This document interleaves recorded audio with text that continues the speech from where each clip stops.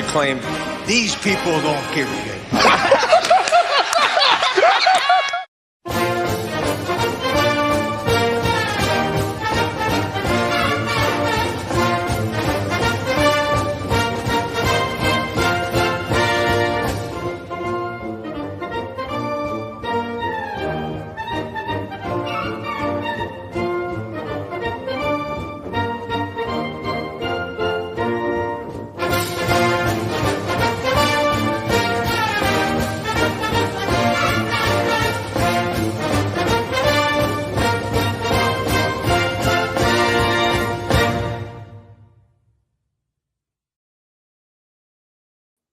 Figured since we're going to talk some college football tonight, run the college intro.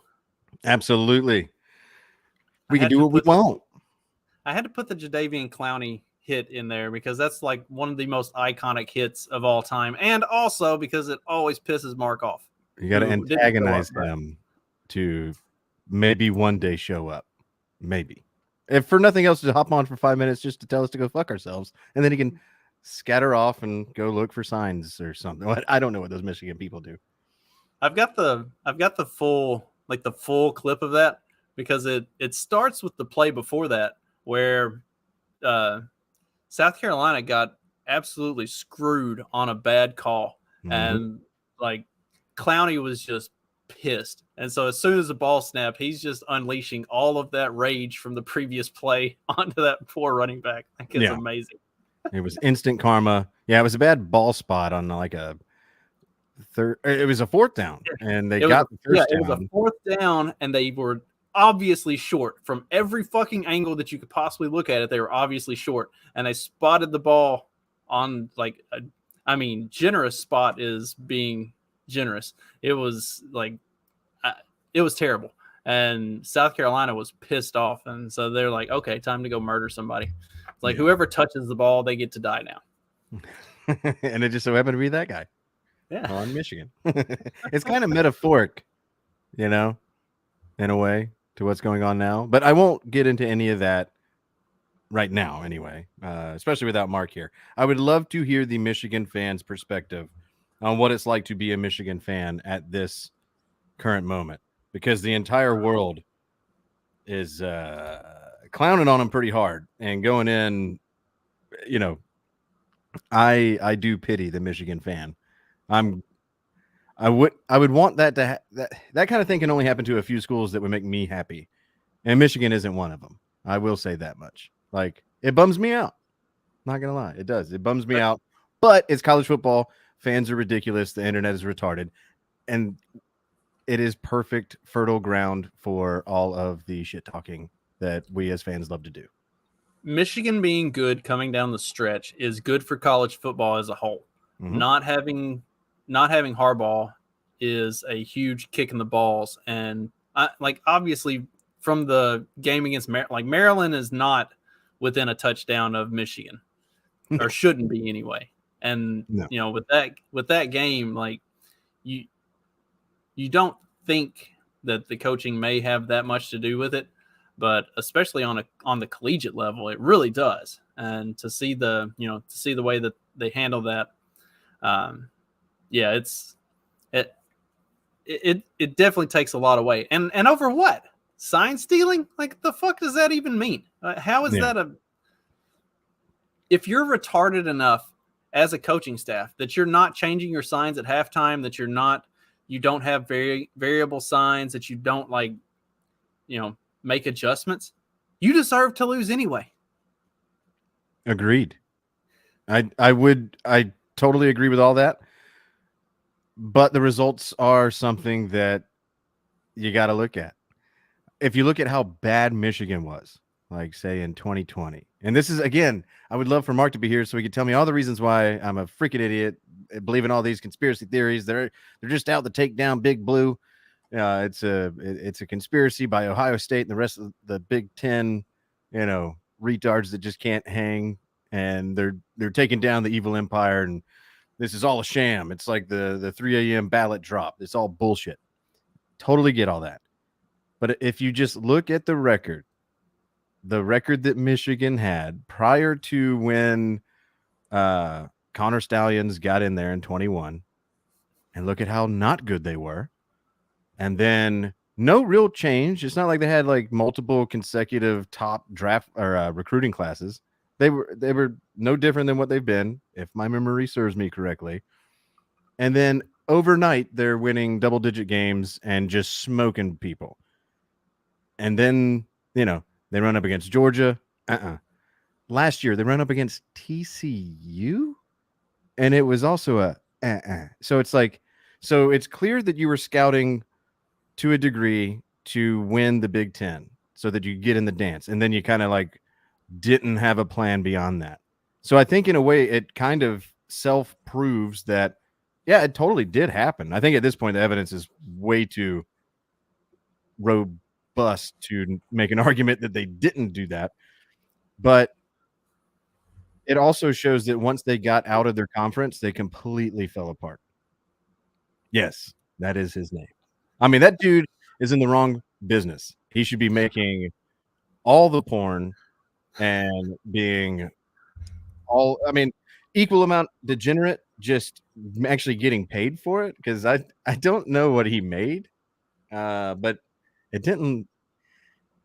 If he made like $2 million, that would have come out by now. I don't think he got paid extra to do this. I think that boosters just gave him enough money to do this, like to physically buy the tickets, go places, and do the things. But see, here's the thing. Especially if you're in the Big Ten, almost every team you play is going to be televised every week. You have every opportunity. Like, okay, so I did the film exchange and did a lot of scouting reports and stuff when I worked for the women's basketball team at Murray. And you have X number of games that you can exchange with interconference schools, exchanging game tape. And then you also can exchange game tape with out-of-conference schools if certain rules are met and stuff. It's the whole fucking thing is really convoluted. But you can get game tape on anybody. And, if your opponents are televised every weekend, there's nothing that says you can't sit down and watch the games.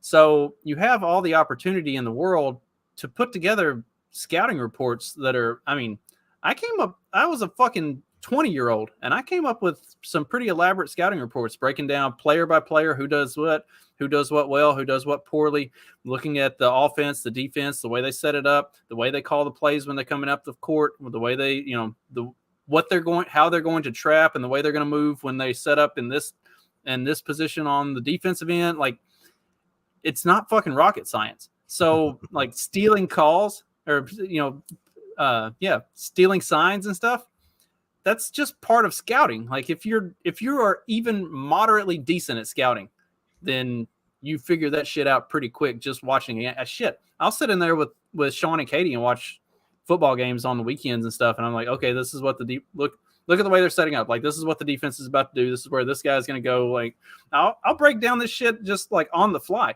If you're even remotely good at this, it's not cheating. It's just doing your fucking job. Like, that's what I don't understand about it. Like, that's what I was doing every night when I was in college, was just watching game tape and figuring out what the other team does and breaking it down and writing a report on it. So it sounds to me like they overcomplicated. They made something that could be, should be, and likely is for a lot of other teams very simple, a simple task, and they turned it into rocket science. And my question is, I guess my first question when you were talking about game tape was, does that mean the TV broadcast or like individual cameras in there that showing like the all 22, or I guess in basketball, like the all, what is it, 10, 11, everybody that's on the court, or 12. I don't fucking know basketball. Is it 5-on-5? Yes. Okay. So the all 10, or in football, the all 22, and showing the sidelines. Cause on TV, they're not showing the sidelines when they're putting in their calls. Like, if you're the team that's on the camera side, they have that thing hanging up. You can't see what calls are sending in to signal the change that's happening on the field. So I do think that in football, it does require somebody being there across from the team that you're looking at. No goalie in basketball, Jim. Damn it.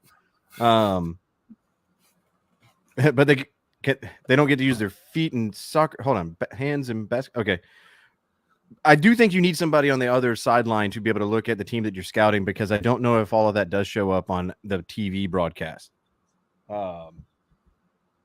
Maybe the All 22 film shows it differently, and maybe he could get access to that. And if so, then all of this was completely unnecessary.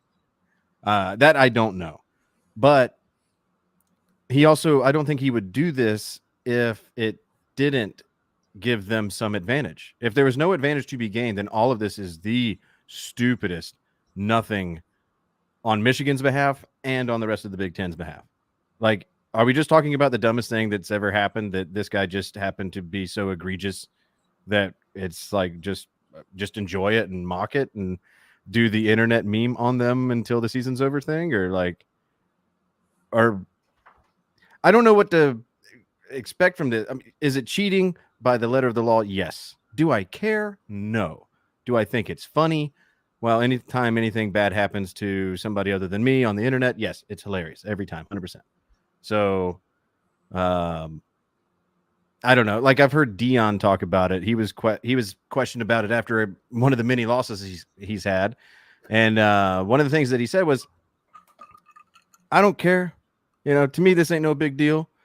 And he didn't even make the excuse that everybody's doing it or anything like that. He just said, "I don't care if you have their signals. You still got to go out there and stop them." And I hear that, and that sounds good. If I was if this shit happened to Georgia, I'd be saying the same thing. But if it doesn't matter, why do it? It clearly matters, and it clearly gives them the advantage. And Michigan has good enough players to then go out there and affect the game in their favor. Otherwise, they wouldn't do this. There would be no reason to spend money in something that results or brings no results. That's just bad business. So either Michigan's terrible at fucking business, or they're terrible at fucking cheating, or maybe both. I kind of lean both. And I think that this coming weekend, this is going to give away. I mean, why wait for a prediction? I don't really have a prediction on the game, because you never know. They could all rally around and say it's us versus the world, and actually make it matter on the field, which they have yet to do. Or they get boat raced, and then they will sink into a 3-year depression where everybody's going to think that all of their success from 21 and 22 and everything they did for the first 7 weeks of this year are all fake and gay. And public perception is never going to let that go. And that's going to be the real penalty. Like, Harbaugh will go to the NFL. McCarthy will go on to the next level.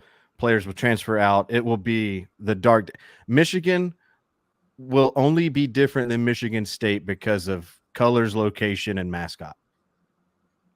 And I think that is what all true Michigan fans are deathly afraid of. Sorry. Thank you for the time to do that rant. Michigan is a 3.5-point favorite. Oh, Vegas. I can't believe that. I think Michigan is a whole touchdown worse as a team without Harbaugh on the sideline, and I can't see them winning this game. I would think. I kind of thought Ohio State would be like a 5.5-point favorite, and I could see that. Like, I could see Ohio State winning by like a touchdown, an extra point, like a 7-point win or more. It's a touchdown swing if this game is in Columbus instead of Ann Arbor. I think they're favored by 5 points in Columbus. But I think it's only because they're getting the home field tip of the cap, because it's a rivalry game and weird shit happens. But you're not going to have your coach. I don't know how important the linebackers coach was to that defense, but he's fired. Obviously, Connor Stallions is out. It's going to be hopefully the best game of the year, because there's so much on the line. That the loser's out. The loser will not get into the playoff because of how many undefeated teams there currently are. There's not a scenario that exists that I can think of that one of those two teams, the loser of that game this weekend, makes it to the playoff. I can't find it. And I've heard a lot of, crazy ass scenarios like the nuclear option, what's the most chaotic result that possibly could happen. From that to everything that's expected to happen and one of the two teams loses, there's not a scenario where there's Michigan and Ohio State in that playoff. So this is everything. And I think Ohio State, them losing the way they did to Georgia in the Peach Bowl, has just that much more like bitter taste in their mouth for retribution. And I think Michigan is still going through the thing that they will be pissed off about next year. I got Ohio State winning it, and I fucking hate Ohio State. Yeah, I agree on that. Speaking of the coaching carousel, and also the first game of the week, I do believe, or at least the first game of any importance of the week, will be the annual Thanksgiving Egg Bowl with Mississippi State Ole Miss. I have absolutely no hope that Mississippi State stands a snowball's chance in hell at this game. But the fun thing about this rivalry is if one team absolutely sucks and the other team is really good, the team that sucks is probably going to win the Egg Bowl. So I do have a small inkling of hope. I am glad that Mississippi State fired their coach. I didn't like the hire to begin with. The dude was that Arnett? Yeah. Okay. Yeah, Arnett. He was the defensive coordinator last year, and the way he and Leach kind of ran things was the way they described it was they were like co-coaches. Leach was the head coach, but he completely ran the offense. He didn't have anything to do with the defense. He let Arnett just run the defense and handle that.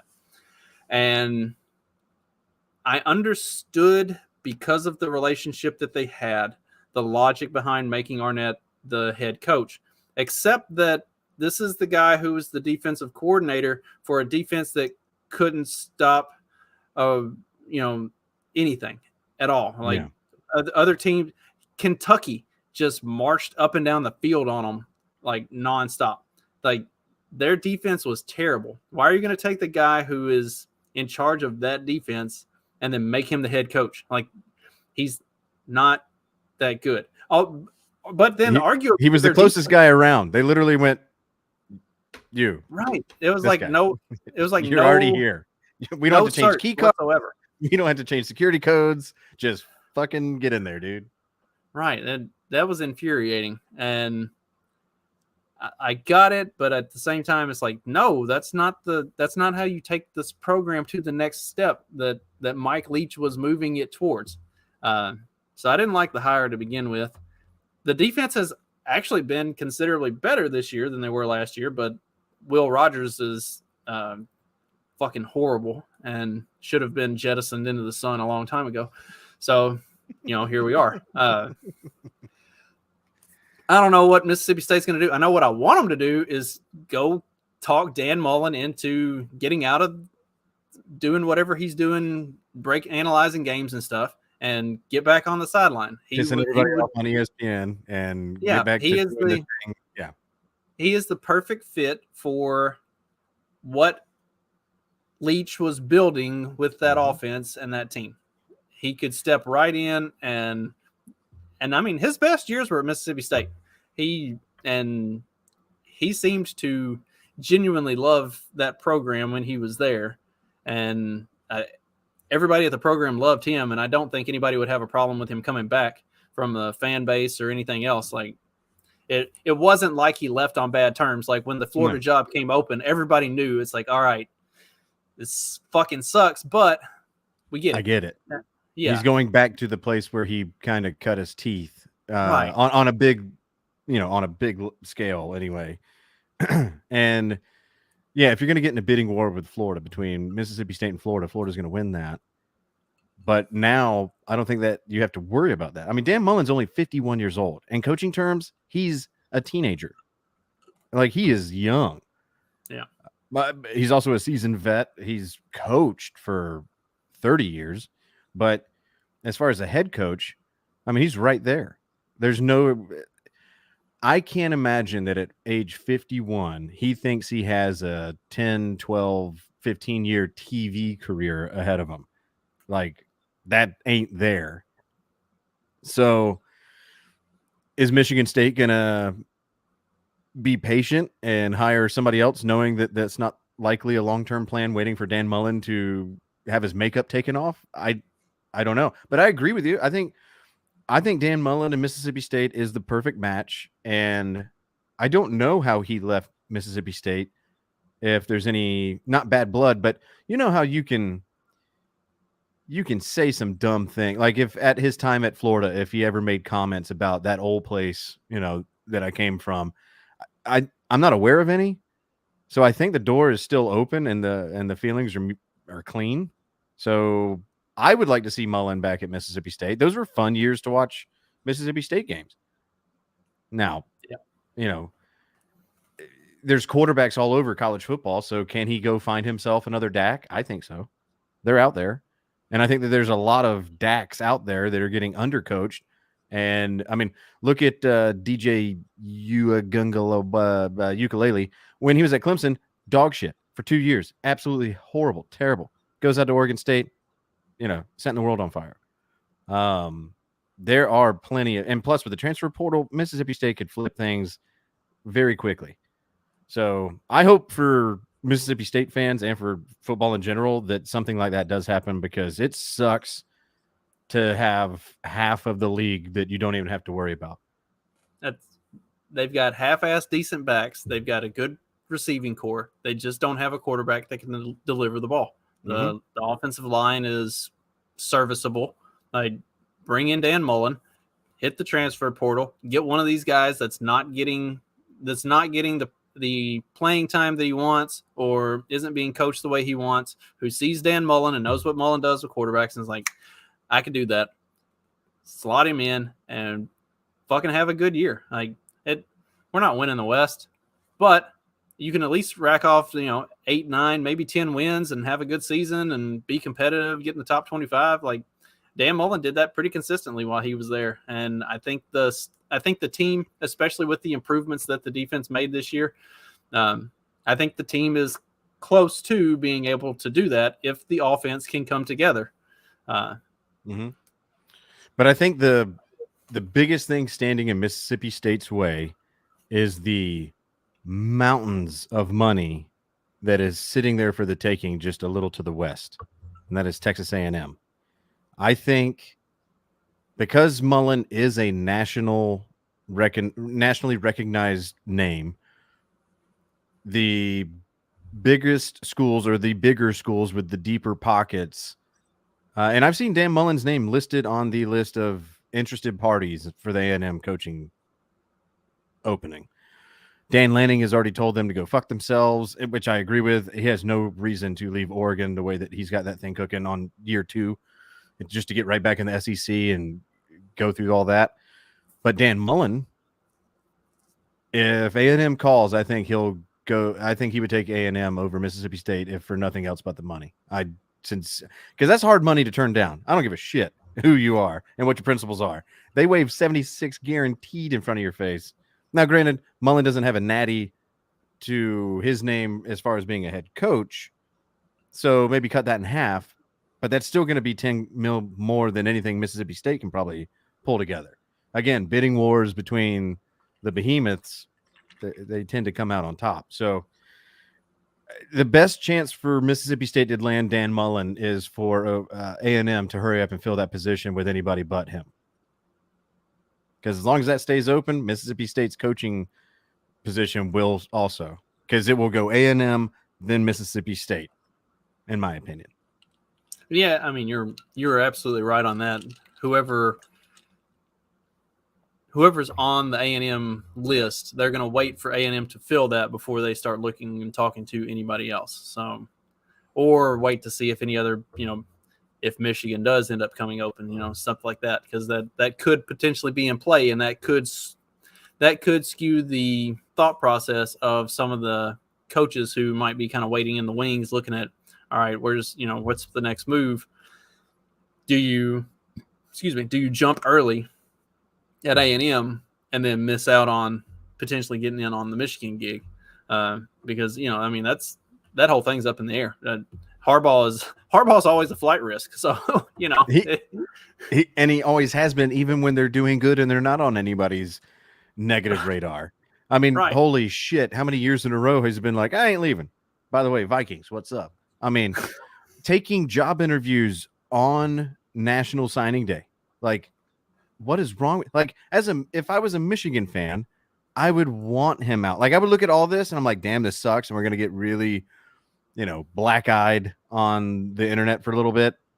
Totally get it. I mean, can't be any worse than when you lost to App State, though. I mean, it's not like anybody remembers that, except for, well, old people like me. But it will subside.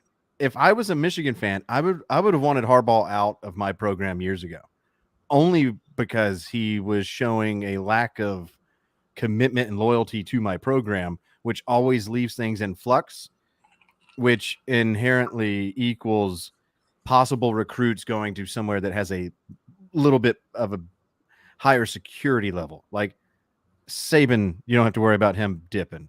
Kirby, you don't have to worry about him dipping. Dabo, now Lanning has made himself a national name in Oregon. Like, if you are the player of the caliber that Michigan would want, those other schools would want that same thing. And you got nothing to worry about as far as, like, is the coach going to be there on my second year? To me, the Harbaugh thing, he's a good coach, but he is such a goofy bastard. I would not want him the head of my program.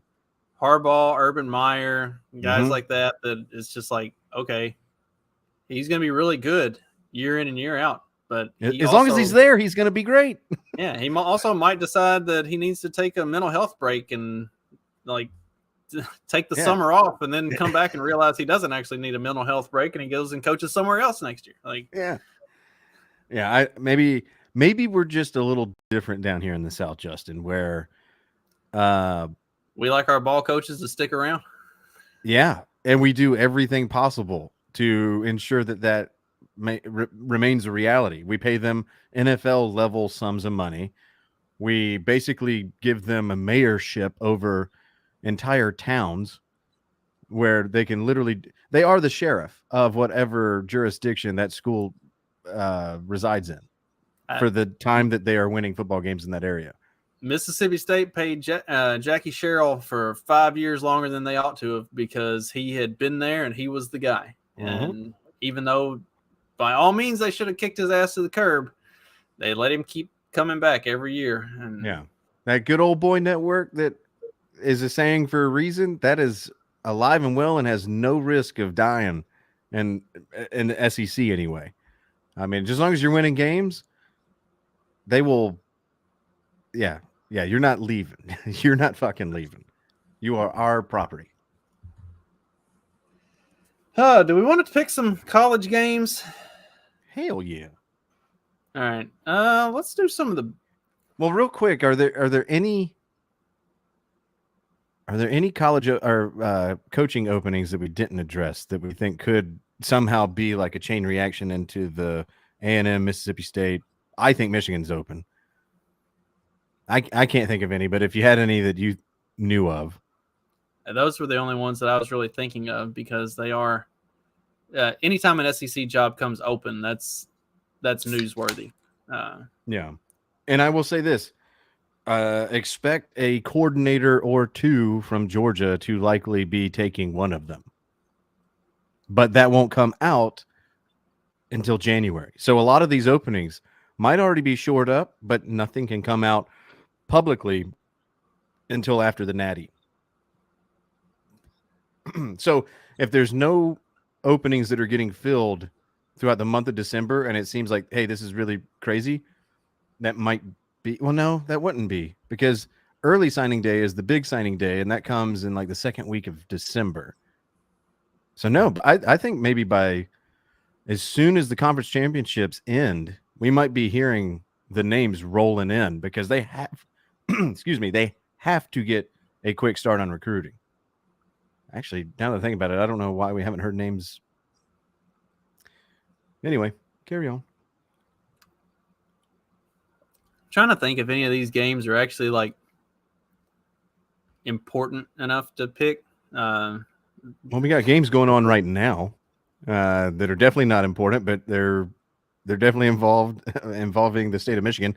You got Bowling Green at Western Michigan, and Bowling Green's putting it on them 34-9 with 4:04 left in the fourth.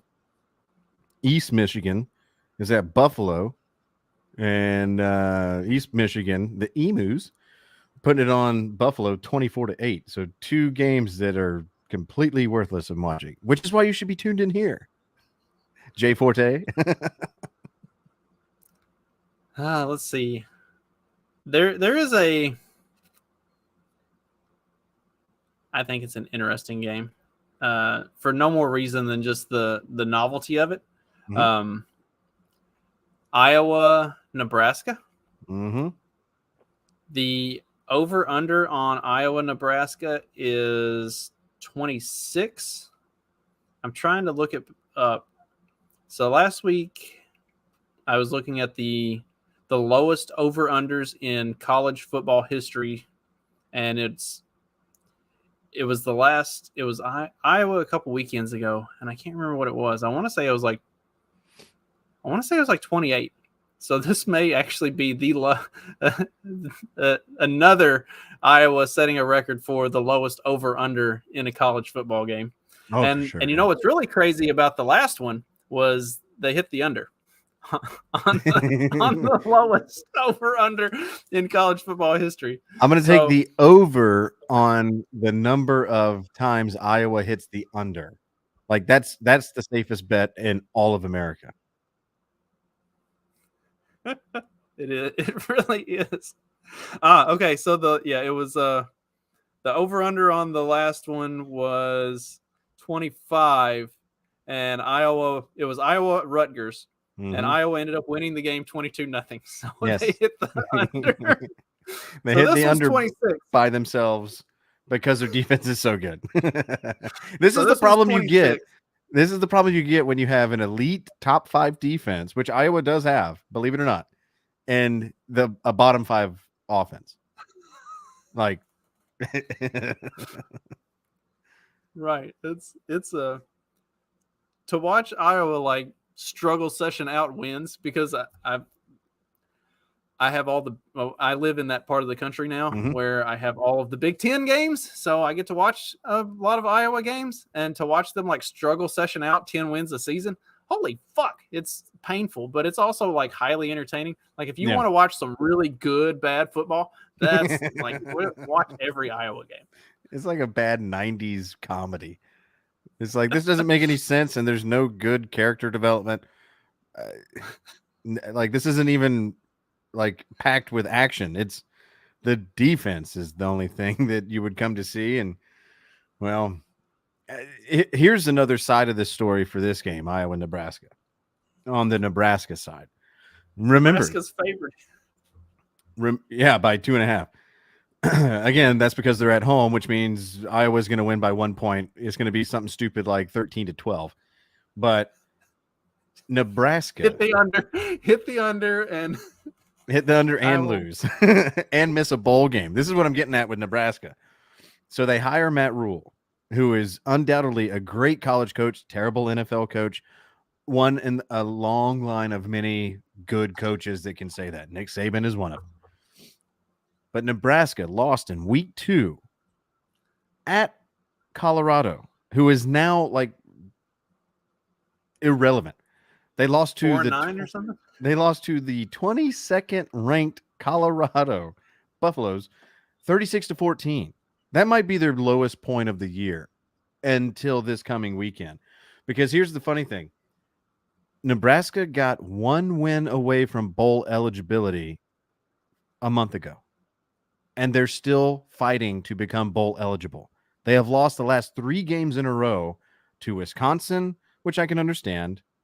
It was in overtime, so you could have done it.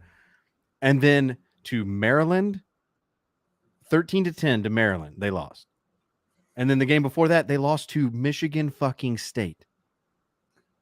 So with 4 games left in the year, all Nebraska has to do is win one of them to be bowl eligible in Matt Rule's first year at Nebraska, and they're not going to make it because they lost to Michigan State, Maryland, and Wisconsin. You telling me all of a sudden Nebraska is going to get up for the final game of the year and beat 17th ranked top 5 defense Iowa? when they couldn't even handle Colorado. These poor bastards. And then they have to wake up Sunday on day 3 of Thanksgiving leftovers and be reminded that they live in fucking Nebraska. Like, these poor bastards. I don't know who I feel worse for, Nebraska or Michigan fans. Oof. Yeah, and I was going to make it to the Big Ten championship and get totally boat raced by either Michigan or Ohio State. But yeah, there's a lot with that Iowa-Nebraska game. I will watch that. That's on Friday at noon. So when you're waking up from your turkey hangover, turn on CBS and watch a very slow action. Yeah, a barn burner. Oh. Other games of interest, we got Oregon State. I know Oregon State is good this year, but I don't think they're Oregon level. No. And Oregon, it's a shame they lost to Washington, because I think it's not a secret that the entire country feels like Oregon is better than Washington. Like, I think that they're a more talented team.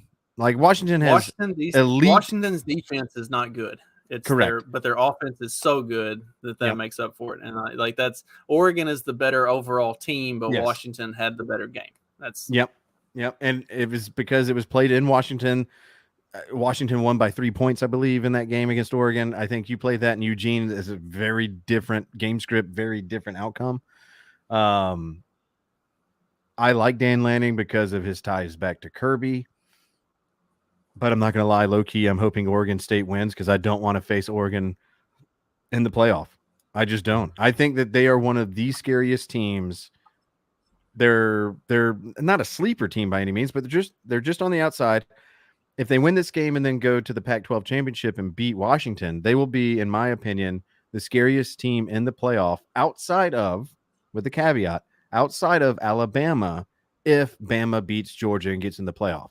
I think if Bama beats Georgia, gets in the playoff, they are the team that will likely take it all, because we've seen what Saban teams do once they get steamrolling at this point in the year. If Bama's not a factor in the playoff, but Oregon is the dark horse. And I think that, sadly, they will win the Civil War, probably by 2 touchdowns. I think they cover that spread, 13.5 points. But, man, the Georgia fan inside of me needs Oregon State to win this, to shore up our chances at a three-peat before this entire college football thing gets blown to bits next year. I think Oregon State can cover that spread, but I don't think they can take down Oregon. Speaking of Alabama, we got the Iron Bowl going on this weekend. I don't think Auburn poses any kind of a threat. Watching some Bama games early on in the season, like those first 4 or 5 games of the season, I thought Jalen Milroe was absolute dog shit. Yeah. And I loved it. He has really kind of come into his own with this offense. The team I hate it. Has really pulled its shit together. They look more like a Saban Alabama team than they did early on in the season. It's been kind of wild to watch that progression, because I really did not think Milroe was the guy. Watching those first few games of the year, I was like, this dude is terrible. Like, they might want to reconsider that. They might want to take a look at whoever the backup is, because I don't know if this is a long-term solution. And then it was like something snapped, and all of a sudden they figured out how to make it happen. And now that team is firing on all cylinders. And yeah, they could be a knocking on the door in the SEC championship. Yeah. So I don't think this game is going to be a very good game. I think Auburn's going to get absolutely just blasted, but it's been a wild ride to see Alabama kind of figure itself out. I got a question for you, Justin. Who do you think wins by more points? Alabama, and this is obviously against Auburn. Alabama or New Mexico State?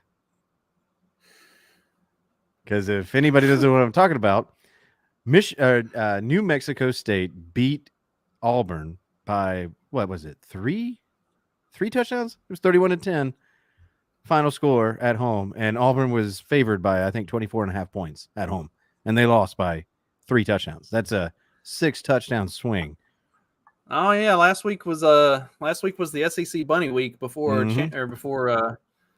rivalry week. Yeah, because Mississippi State tried to piss away a easy win in their game, and they ended up pulling it out pretty and Bama handily. played Chattanooga, and outside of Florida, Missouri, like 81 and to 10 or something. Yeah, outside of Florida, Missouri, and Georgia, Tennessee, it was. I mean, you had LSU, Georgia State, and they had Jaden Daniels in there, and like in the fourth quarter, throwing for his 6th touchdown. Like, okay, we get it. You want the Heisman, cool. Like, go fill that trophy case. I think LSU needed to do that for him to build his confidence, because at the start of the year, so I was kind of flipped on them. At the start of the year, I thought Milroe was trash, and I thought Jaden Daniels looked a lot better than I expected him to, and that he might actually be a decent quarterback. And then somewhere around like week 5 or 6, they like flipped, and it's like, oh, what happened? I think they were leaving him in at the to throw his 6th touchdown and do that so that he could feel like the man and get whatever it was that he lost, midway through the season, because they haven't looked like LSU looked really good to start the year, and then they just kind of turned off almost around the same time that Alabama turned on. LSU is the reverse Iowa. Great offense, weapons all over the field, and defense is MIA. Which makes no sense.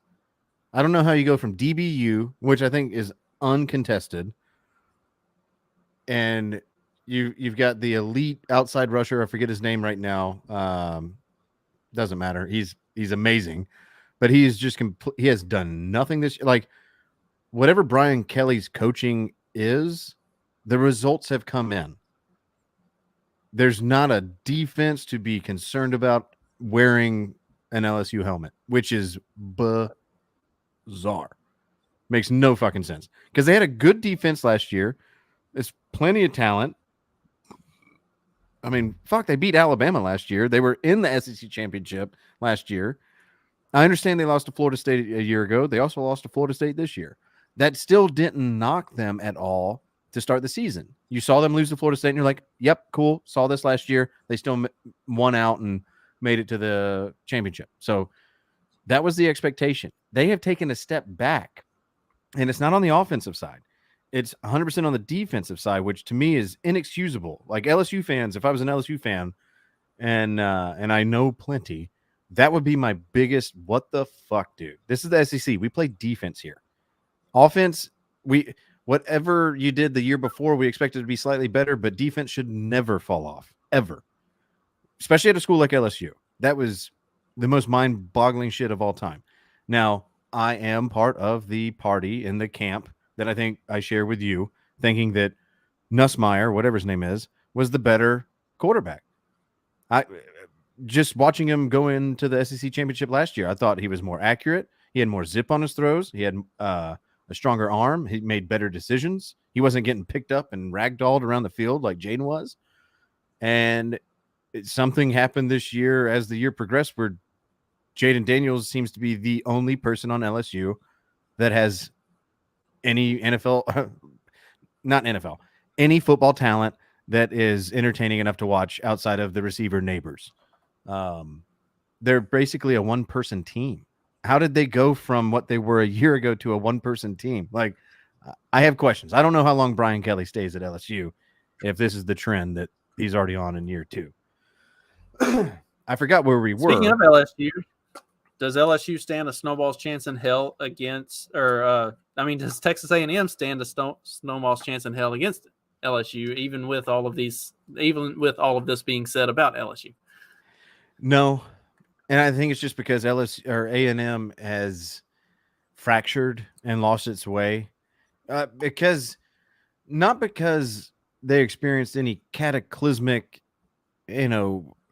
program destroying dirt or any of that stuff like what Michigan's kind of going through now. It's more so that the expectations were so high because they got the number one recruiting class a couple years ago, and now would be the year where those they start to bear fruit in the way of wins, dominating your rivals.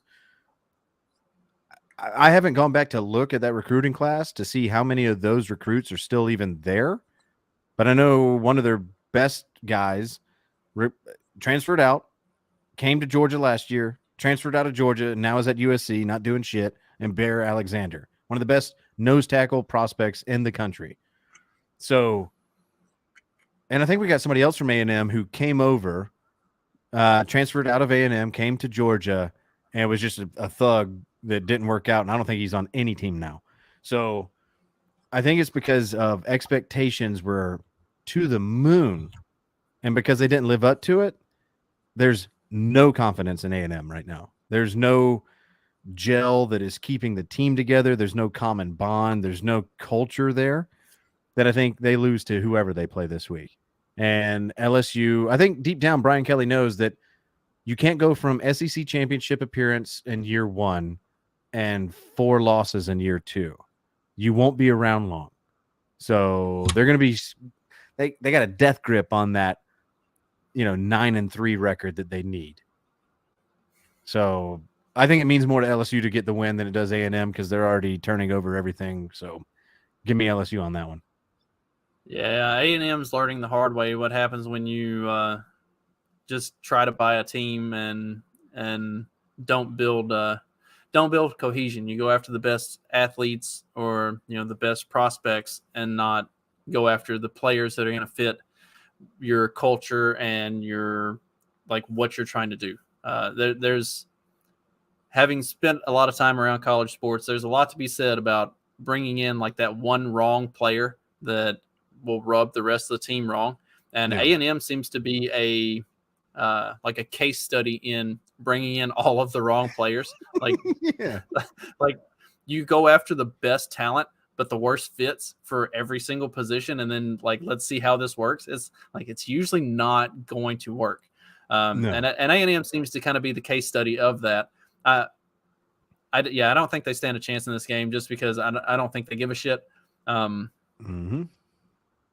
And it was a bunch of guys who didn't give a shit anyway. They're there to build their profile for when they make their move to go to the NFL. So Yep. that, when you don't have buy-in from those kind of players, it's going to be tough. Do you think the transfer portal is maybe one of the worst things to happen to individual players who could be good? You talked about several that were top prospects and they go somewhere and then they go somewhere else and then they go somewhere else and you never build cohesion. A big part of what makes that work for top prospects when they go to a big program is they stay there and that staff develops that thing that made them a prospect into a stud. And if you go here and you don't like this, so you go here and you don't like that, and you go here, you have no cohesion. You haven't developed anything. You haven't built anything. Now you're just exactly the same fucking player you were as a senior in high school. And that's useless to an NFL team, much less to any top flight college team. I'm glad you asked this because had you asked me this question a year or two ago, I think my take would be very different than the one I'm about to give. I don't really have a take on the transfer portal. I used to hate it because it encouraged disloyalty. And to me, there's a lot about college sports that is all about loyalty. It's more based on regional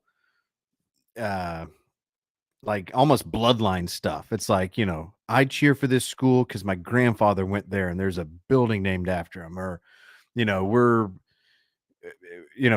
are 4th generation fill in the blank fans, and our season tickets are based off of how many years we've held these seats, and we know that everybody within 4 rows from us, and we want the players to feel the same way about our institutions and our teams as we do. And with college football, you got that because the recruit, especially back in the day before you could recruit through your phone. Your recruiting arm was only as far as like 4-hour drive. So you were basically pulling from each specific region, and you, in a lot of ways, that's preferable because it really genuinely shows who's got the dominant football players in what part of the country. But now that's out the window. You can recruit Hawaii players to come play for Miami, and shit like that. So I used to, when the transfer portal first became a thing, I hated it because it gave players the easy button to smash as soon as they didn't like their current situation. They didn't have to fight through anything. They didn't have to work through anything. If they felt like this place is just being mean and making me work too hard and they don't really know what they got in me because I was really good in high school, they can just dip the fuck out. They can quit on that team. So I hated it. Now I don't have a feeling about it. I will say this about the transfer portal. It accelerates the person you are.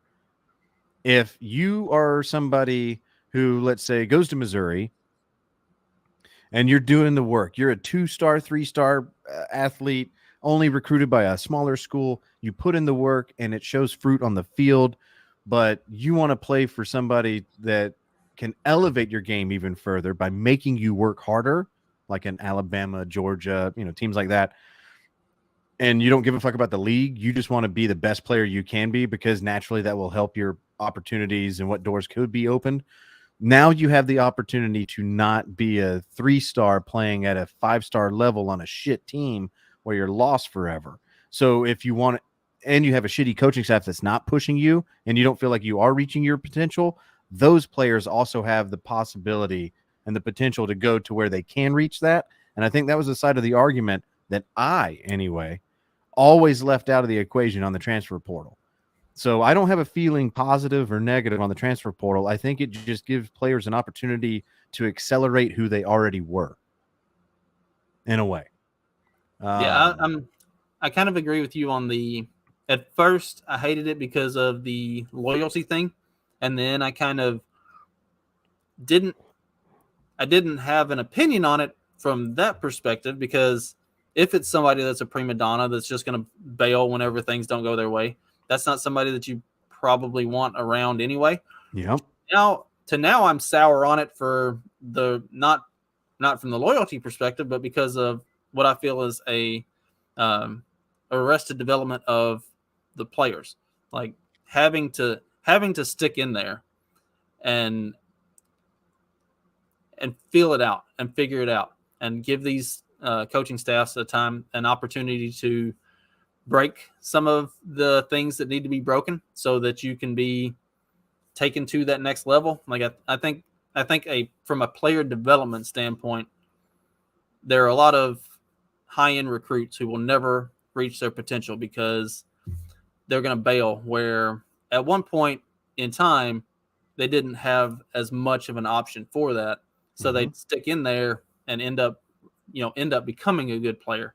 Whereas now they'll wash out, and I think we're losing an opportunity on seeing some really good talent develop over time.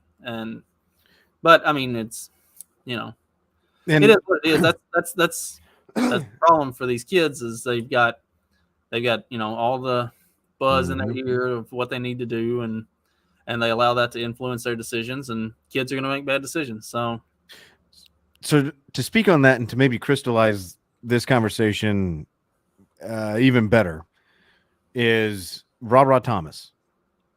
He was at Mississippi State, right? Yeah. Mm-hmm. And, Mike Leach passes away, and he sees the identity of that offense up in the air.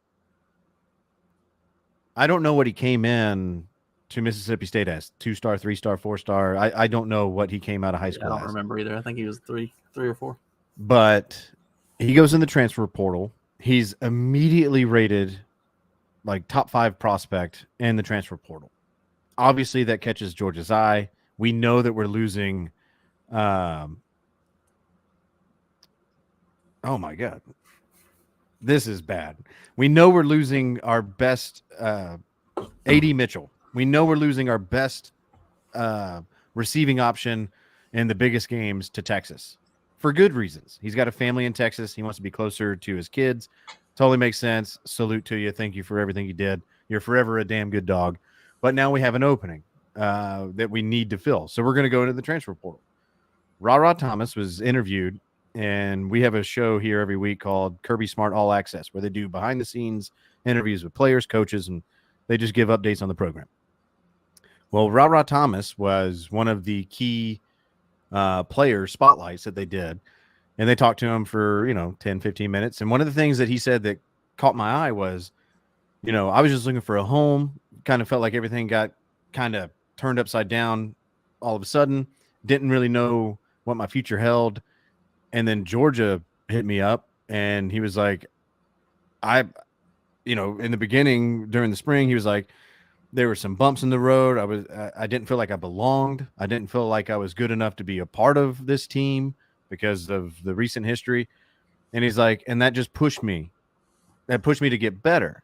And the coaching staff pushed me to do things that I had yet to be pushed to do. And so because of that, he's now a featured star on an offense of a winning team, and he's going to get benefit from that. If the transfer portal didn't exist, he might just give up on football altogether. If he doesn't feel like there's a possibility of, or there's no like road to anything to look for, there's no purpose for him anymore, because there's now going to be a new offense that he might not be figured in at all. And, so, and not to mention, if you're going to have it so that coaches can just dip whenever the fuck they feel like it, whether it's quitting or taking another job, and the players are going to be stuck and tethered to a school. I'm not here talking about fairness, but I think that it allows the cream to rise to the top and the shit to settle to the bottom, where the players that were over analyzed and given 4 or 5 stars that didn't deserve it, that will show itself quicker, where schools aren't stuck with this behemoth of a fuck up that if they don't want to work hard, see ya. I think that also is a good cycle to have with any program, is that you can tell that you can cut players after you think that you signed them up for something and realize, no, that's a lost fucking cause. Get the fuck off my program. They have an opportunity to go somewhere else and fuck somebody else's program up. I think that's also fine. A lot of pluses and negatives with the which is why I say I don't have a feeling on it anymore. I think it is what it is. I think it accelerates the player that they were always going to end up becoming. The good ones now have an opportunity to go where they can be pushed, and the bad ones go be the stars at a shit school that's getting 5 losses, and you can go get your NIL money if that's the only thing important to you. If you have no goals for the future, you can go live that life too, just not here. I don't know if there are any other, because we'd already talked about Ohio State, Michigan. Yeah, Iron Bowl, obviously we have Alabama. I think that's going to be one of the most embarrassing games Auburn has, with the exception of last weekend. No matter what Alabama does to Auburn, last weekend is the most embarrassing loss Auburn has had in 2 decades. And that's not getting talked about enough because of what's going on in Michigan and other things. Jimbo's out and all that stuff. But that Auburn loss last weekend should be held over their heads just as much as University of Louisiana Monroe's victory over Alabama in Saban's first year. Don't think I've forgotten, Bama fans.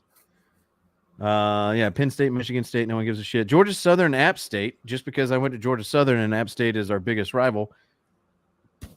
It's in Boone, North Carolina. Georgia Southern laid a fucking egg last week that was embarrassing as shit. App State's favored by 9 points. App State just came off the biggest win of their year against JMU with College Game Day there. I think they're going to be riding high. Sadly, I think my beloved Eagles take a L on the road, and that makes the fan base go super retarded mode and start talking about dumb things like fire Clay Helton, and that would be a mistake. Georgia Tech. Obviously, it's not about picking the winner. It's about what's on the line for setting some records. if you will allow me just a minute to gloat about my team, because we're in the heyday that I don't know if we're ever going to see again, or I'm ever going to see again for my team. Georgia has the opportunity this weekend to take sole possession of the all-time SEC win streak record, and that ain't nothing. Right now, we are currently tied with two different Alabama squads, one from the early 90s and one from, I think, the 2010s or something. I don't know. I'm not worried about who we're taking over. I'm worried about who's doing the taking over. And that's at 28 wins in a row. If Georgia wins this weekend, obviously that makes it 29. Big brain on me. And then we take sole possession of the all-time SEC win streak. And it's against a hated rival that has been meaningless to any Georgia fan for the last 15 years. They've been inconsequential, and this should come pretty easy. Georgia Tech's been better than I expected them to be this year, but not, I mean, they're still not good. They're just like not complete and total trash. So, yeah, I don't think this is a game. Florida State, Florida. I don't think Florida has a chance, but Florida State's quarterback got hurt and is out for the season. The program seems to be high on the backup, Rodemaker. Mm-hmm. That could go one of two ways. Usually when you see a backup come in late in the season, either the team rallies around them and they step it up and they really kill it, or it turns out that the guy wasn't ready and the whole thing implodes. I think Florida State will definitely beat Florida, but then how do they look in the ACC championship game against probably Louisville? And Louisville I didn't think very highly of Louisville at the beginning of the season, watching them kind of struggle in the first couple games, winning games, but not looking great in the process. Not convincingly, yeah. Right. And then they've been one of those kind of a similar track as Bama. They've really kind of figured it out and been a good team as the season has progressed. I think the ACC championship game will be a real litmus test for Florida State and the new quarterback. But I don't think this game will. I think Florida State should roll Florida pretty easily. Okay. Well, this is when I wish, much like how we started the show talking about Michigan, and I wish that Mark was here so that he could give us the Michigan fan perspective. I wish Duke was here, because I don't think I feel as strongly as you that Florida State is going to waltz in there, because this is in the swamp with a brand new quarterback who had been sitting on the sidelines watching Travis out there, just like, dude, that's the easiest job in all of college football, is to be a backup for a top 5, top 4 football team when the quarterback is out there just raking. Like, you're loving life because you get to walk around campus saying, yeah, I'm on the football team. You want to touch my helmet? And no, I'm not talking about what I put on my head. And now he's got to go be the dude. And his first start is going to be in a rivalry game in the swamp. Now, don't think that this game means nothing for Florida. This is all about bowl eligibility. And Billy Napier's, I think this is his second year. Again, I need Duke here. I'm pretty sure it's his second year. Yeah. Florida has everything on the line right now. Their recruiting class, they had a top 5 recruiting class by 24/7 Sports. They've been losing recruits every week that this season's been going on, where Florida's been losing. And Georgia has been the benefactor of a couple of those. We've had some commitment flips. Other teams are also starting to pick off of this top 5 recruiting class. Florida needs to hold that recruiting class together if they want to keep Billy Napier as their coach. The best way you can do that, play in a fucking bowl. Not because anybody gives a fuck about a bowl. That's not what I'm even arguing for here. It's the extra weeks of practice you get to get your team for next year ready and get your current players better for, like, as soon as this game ends, all sights are on 2024. It's not on the bowl game. The bowl game is meaningless. Everyone knows that. but the practices you get, the early enrollees you get, getting a culture instilled for the next year. This is monumental. I'll put it to you this way. If Florida wins this game against a top 5, top 4, whatever, no, they're top 5 after tonight, Florida State team, Billy Napier coaches there another 3 years. If they lose this game, I think the results of that will be that Billy Napier's time in Florida is cut short by 3 years. And I think he maybe gets fired midway through next year, because you miss out on the extra time for coaching. You don't hold on to that top 5 recruiting class. You're 5-7. You're not getting better. Like, I think this game is huge, and both teams are starting quarterbacks that have not played yet this year, as far as in a starting capacity. There's a lot in this game, because if Florida State loses, no matter what the fuck happens, they're out of the playoff. So even though, yeah, Seminoles should beat the dog shit out of the Gators, there's a lot of ways that this game could have ripple effects, not only in the state of Florida, but there's a lot of interest I have in this game. Cool. That'd be a fun one. Looking forward to college football this weekend. Thanksgiving week and the rivalry week is always it always brings fireworks. It's a fun time, dude. Eating turkey sandwiches on day 3, kicking back and just having football going, having a fire going. Got no work going on for most people. It's the best. It's my favorite holiday of the year. Because by the time Christmas comes around, you're a month out of meaningful college football. NFL playoff pictures have pretty well been wrapped up. And you got to spend all that damn money.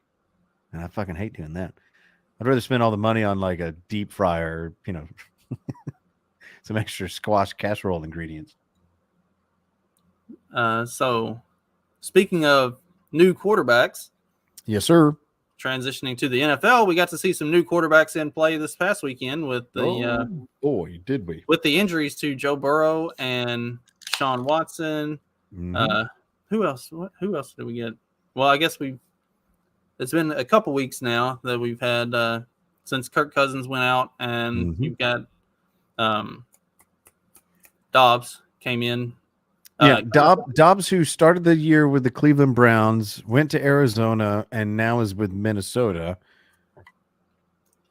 Like, I mean, again, in my diatribe or my rant that I gave about why people like college more, at least what I grew up liking college more for, was the regional dominance aspect of things, where your team is comprised out of players within a 4-hour drive. The NFL shits on all that. Dobbs can play for 3 teams in 1 year. Who gives a shit? Whatever. Like, there's no loyalty, is out the window. Doesn't matter. We can fire our coach yesterday and hire a new one tomorrow, and we can ride with a shitty coach for 2 years and just sink our team, and we don't give a fuck. The NFL is a dirty, dirty bitch, and I can't turn away. So Dobbs has been good for Minnesota. I was not surprised that Denver won this past week. Denver, despite all odds, has seemed to be able to figure shit out and start to pull some games out. They won like 4 games in a row. Yeah. Russell Wilson is not what he was in his like prime in Seattle, but he's at least not actively fucking up the game plan like he was last year. I don't know if maybe it's, getting familiar with the Sean Payton system and everything, that they are at least looking competent in being able to put points on the board. Denver's kind of been an interesting story. Dobbs played a hell of a game. That was a really entertaining game. The most entertaining game of the year, by the way, real quick, it relates to Dobbs, was against my Falcons in Atlanta. Dobbs' first game with Minnesota, he'd only been a Viking for 3 days, I think, comes in unexpectedly because we knocked their starting quarterback the fuck out. and which they didn't show on TV. I was like, come on. Anyway, internet's good for other things though. Dobbs comes in and ruins our shit and goes on like a 2-3 game winning streak with the Vikings until he runs up against the gauntlet that is the Broncos. So the Vikings have been wildly entertaining because they don't have Justin Jefferson. They don't have Kirk Cousins. Dobbs is catching a red eye from Phoenix and just winning shit. And it's like, how is anybody? Thank God I don't gamble. Like, I'd be ruined because how is anybody supposed to have any expectation or anticipation of what is going to come when you have shit like that going on? And then the running back, Addison or whatever, got knocked out. So Ty Chandler all of a sudden got bumped up. And then, I mean, ridiculous. Let's see. The other replacement quarterbacks this past weekend. So the guy who stepped in for Deshaun Watson, I can't remember his name. Dorian DTR. Yeah, DTR. UCLA former quarterback. Yeah, Thompson Robinson. Yeah. He was not impressive by any means, but no, they were able to beat a not good Steelers team that has a winning record. They're Iowa. They're the Iowa of the NFL. Not only in uniforms being identical, but in like no offense and good defense. Yeah, I've watched several Steelers games, and they keep winning in spite of the fact that Kenny Pickett is just as likely to throw it to the other team as he is to throw it to one of his own receivers. And Kenny Pickett is white Desmond Ritter. There, I said it. But so Cleveland pulls off a win with their new quarterback. Who else do we? Oh, Cardinals. They have a new quarterback. What is old is new again with Kyler Murray coming back, which is the whole reason why Dobbs got the axe out of Arizona.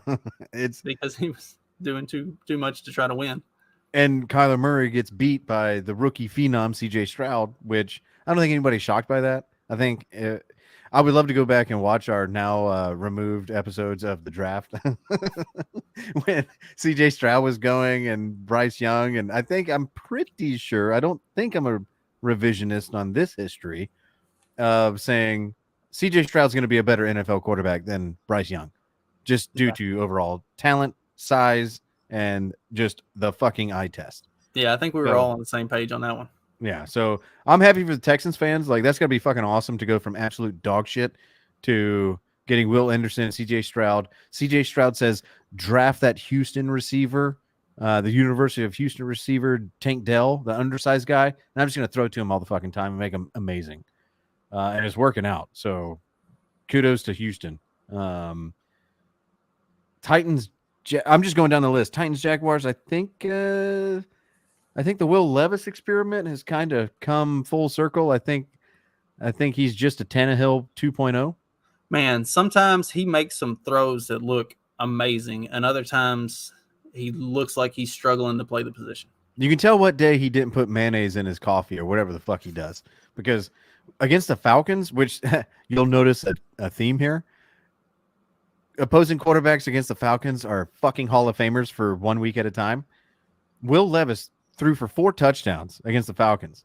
And then now is like, I don't even know who the fuck you are, dude. Like, against the Jaguars, you might as well just not taking the field and done wildcats to Henry the entire fucking time. So I didn't think so against Jacksonville. I didn't think Levis played bad so much as Jacksonville went to a different level and they just couldn't keep up. Like, I don't want to give them credit because I dropped Trevor Lawrence because he had been dog shit in fantasy all fucking year. He was QB 18, and then this week he's quarterback 1, and your wife picked him up. Sorry, God damn it. She might have gotten a little coaching in that. Well, she still left him on her bench, so it did nothing for her. She was mad at me because I talked her into picking him up, and then she left him on the bench. I was like, dear, just because I got you to pick him up doesn't mean I'm going to change your starting lineup. Like, that's up to you. It's like, I can't run your team for you entirely. I can just give you some pointers. Like, we can take the training wheels off, but I can't pedal for you also. Right. I But feel like Levis, I didn't think Levis played bad against Jacksonville. It was just No. if Tennessee gets in a game that's going to be a shootout, they don't stand a fucking chance. And that, like, Jacksonville's offense was hitting on a different level, and their that was going to be a defense was fucking on fire, dude. Yeah. Their D line was just like, nope, yeah. nothing, It's like that was nothing. going to be like, you've got to put up points if you're going to keep up with what they're doing, and Tennessee's not built for that. So And yeah, and can we officially say Derrick Henry is not on decline? He's declined. He ain't King Henry no more. It's over. Sorry, he's hit that running back brick wall. There's not going to be a resurgence of however old he is running back. Like, and it sucks, but it's Tajay Spears time in Nashville, and Spears is not a bad back. I mean, he's the Jalen Warren of the Titans. Like, those two players are fucking identical. The second string running back in Pittsburgh and Spears in Nashville. Like, you put them in the lineup, you can't tell them apart. Let's see, anything else of note from this past weekend? Raiders Dolphins. Hey, Dolphins, maybe stop being bitches about A-Chain's leg and let him in, because he's like, I don't know, still RB5 on the year, and he hasn't played in 5 games in a row. Like, the dude was politicking to get back in the game, and they were like, yeah, no, we got bigger games. We can easily beat the Raiders. Sorry, Buck. So we don't need you today. You got a little dinged up. Just take the day off. Like, pissed me the fuck. Again, when I'm watching the NFL, like a degenerate gambler, I'm watching it through the lens of fantasy. And I started this motherfucker knowing I should have started Jerome Ford instead, but I didn't listen to my smart brain, and I went full retard. And the Dolphins still won, so they were proven right, and I got a loss to Adam Nutter. God. Anyway. Cowboys, Panthers, nothing to talk about there. Lions, Bears. So I was going to say the Cowboys, Panthers, and Dolphins, Raiders. Go for it, yeah. These are the NFC and AFC versions of the same team. Against mediocre or bad teams, they are absolutely amazing, and against good teams, they look like shit.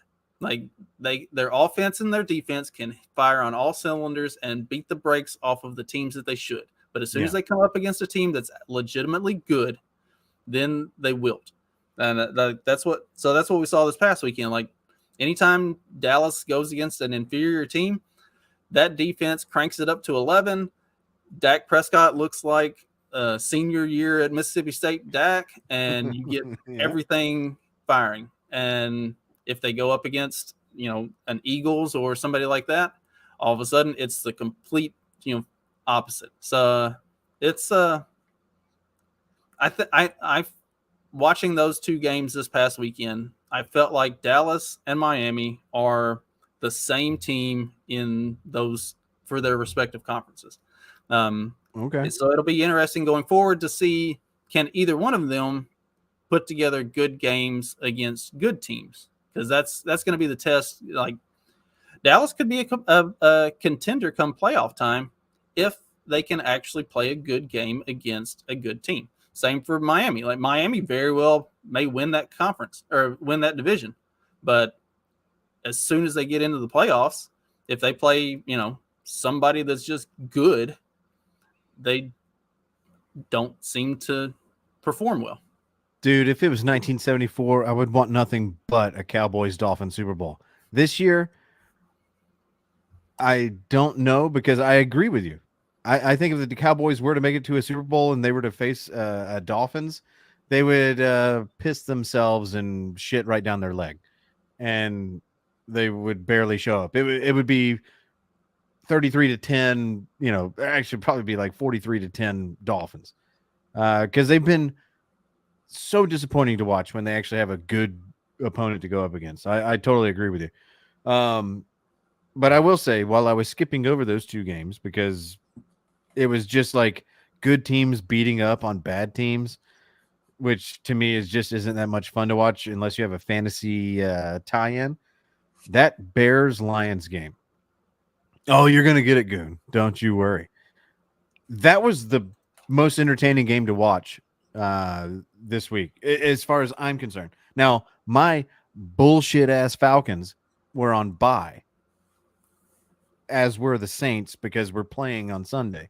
I'll get into that at the end of the show. So I didn't have a rooting interest outside of anything other than my fantasy implications. And Bears Lions didn't really have any fantasy implications for me. So I legit just got to watch it and be like, holy fucking shit. First of all, my take was, are the Bears really doing this? Like, who the fuck are these guys with C's on their helmet? That's not the fucking Bears. They were balling in Detroit. And Detroit was supposed to have this fucking badass defense. I saw it beat the shit out of my Falcons. And then out of nowhere, or not out of nowhere, while the Bears are doing whatever the fuck they want to the Lions, Goff is saying, have 3 of my balls. I want to be 3 for 3 to the Bears. He throws 3 interceptions at home against a shit fuck defense known as the Chicago Bears defense. Inexcusable. And I'm sitting there going, this game's fucking over. This game's fucking over. And then the Lions make it interesting as shit for I would be more on the Lions side than the Bears side. I had family that lived in Michigan for 13 years. Fuck. I'm, again, bad at math. So I'm inherently more of a Lions fan than I would be a Bears fan. And I like Goff. And I like Gibbs, even though he played for Georgia Tech and Bama. I should hate him, but I like the way he plays. I was pulling for the Lions, going, you can't lose to this shit team. A Lions loss to the Bears does nothing for the Lions and only hurts them badly. And it definitely does nothing for the Bears. It hurts them in the draft next year. Like, this is the dumbest thing to ever have happen if the Bears are going to beat the Lions at home, other than NFC North pride shit talking for a week. So the fact that the Lions were able to come back and do what was right in the world of football, they made themselves whole again by coming back and winning that game with I think a minute and a half left in the game. The ending was phenomenal. 5 stars. 5 stars as far as a non-fan watching that game, just wanting to be entertained. It was a full-blown roller coaster, Justin. Fields looked like he might actually be healthy. He was doing a lot of the things that he was doing at the end of the year last year that were kind of setting him apart and kind of giving people hope that he might be a legitimately good quarterback that can make things happen. Goff had one of those golf games like that. That was one of those when Detroit got him from the Rams. It's like, okay, is he going to have those golf games where he does a whole bunch of really dumb shit? And you haven't seen that a whole lot out of him when he's there since he's been in Detroit. Well, just the law of probability, you're going to eventually have one of those, and there it was. It came this past weekend. But thank God it was against the Bears and not somebody if it sometime had been later against an average or better team, then they probably lose that by 2 touchdowns. Yeah. So. Yeah, it was the best week to have a golf game. Yes, at home against an inferior opponent when everything's in front of you. And I saw Goon put it in the chat. 8-2. That is not nothing. That is their best record since 1961. That's 62 years. If the big heads at NFL Network aren't lying to me. That's fucking incredible. I mean, the division is wide open. You got Kirk Cousins out for the year. Fuck the Vikings. You got Aaron Rodgers not in Green Bay and Jordan Love not really being the man of the hour. Okay, so I'm going to intercede a little bit right here. Jordan Love has had moments this year where I thought, okay, he could be the dude. And he's had moments this year where I thought, holy fuck, why are we rolling with this guy? And I have said the Packers need to be bad this year, get a good draft pick, put And weapons blow it on a around him, linebacker. put weapons around him, give him a legit number one because Yeah. Jaden Reed's coming into his own a bit. Romeo Dobbs is Yeah. not terrible. Like they don't have bad receivers, but they don't have that legit number one guy that you can just like chuck the ball up to and know he's going to go get it. So like put and Jones has been hurt. He's had a hamstring injury. I can't remember who it was. It's been a number of years ago, but there was a guy, running back, that he said, I would rather tear my ACL in week 1 than pull my hamstring because hamstring is a season-long nagging injury. You never recover from that. Like, not until next year. Right. You have to have downtime for a hamstring to recover. Yep. Otherwise, it's just you were hurt 100% of the time. You're always fighting against that pulled hamstring, no matter what. I pulled a hamstring one year in old man basketball league, and holy shit, like, and yeah, like it is just a nagging injury that never goes away until you take 3 months to not be hurt anymore. Yeah. And so Jones hasn't been healthy. They don't have a legit number one. Like, you know, the tight end Musgrave, whatever his name is, the rookie that they drafted, because we always draft a fucking tight end every year. He could actually be really good, but he's a rookie. He's still, you know, another year or so away. He's suitable. Like, I wouldn't go looking to sign him away to another team. I would hold on to him. I'm with you. So this past week, Jordan Love had one of those games that's like, okay, he could very well be the guy. So I want to see him with a full complement of weapons around him and give him a full year to really figure out what he is. Because he's shown flashes of it, but he's also had those really bad games. So this past weekend, I thought that was one of those, like, yeah, he could be the guy. I don't think he's trash. I think he's just, we got to figure it out. So that's my interjection on the Packers. Totally. All I was saying with Love is that he's no Dobbs. Like, Dobbs has surprised people with the outcomes of games that he has started, both in Arizona and now in Minnesota. Like, that's some freak shit.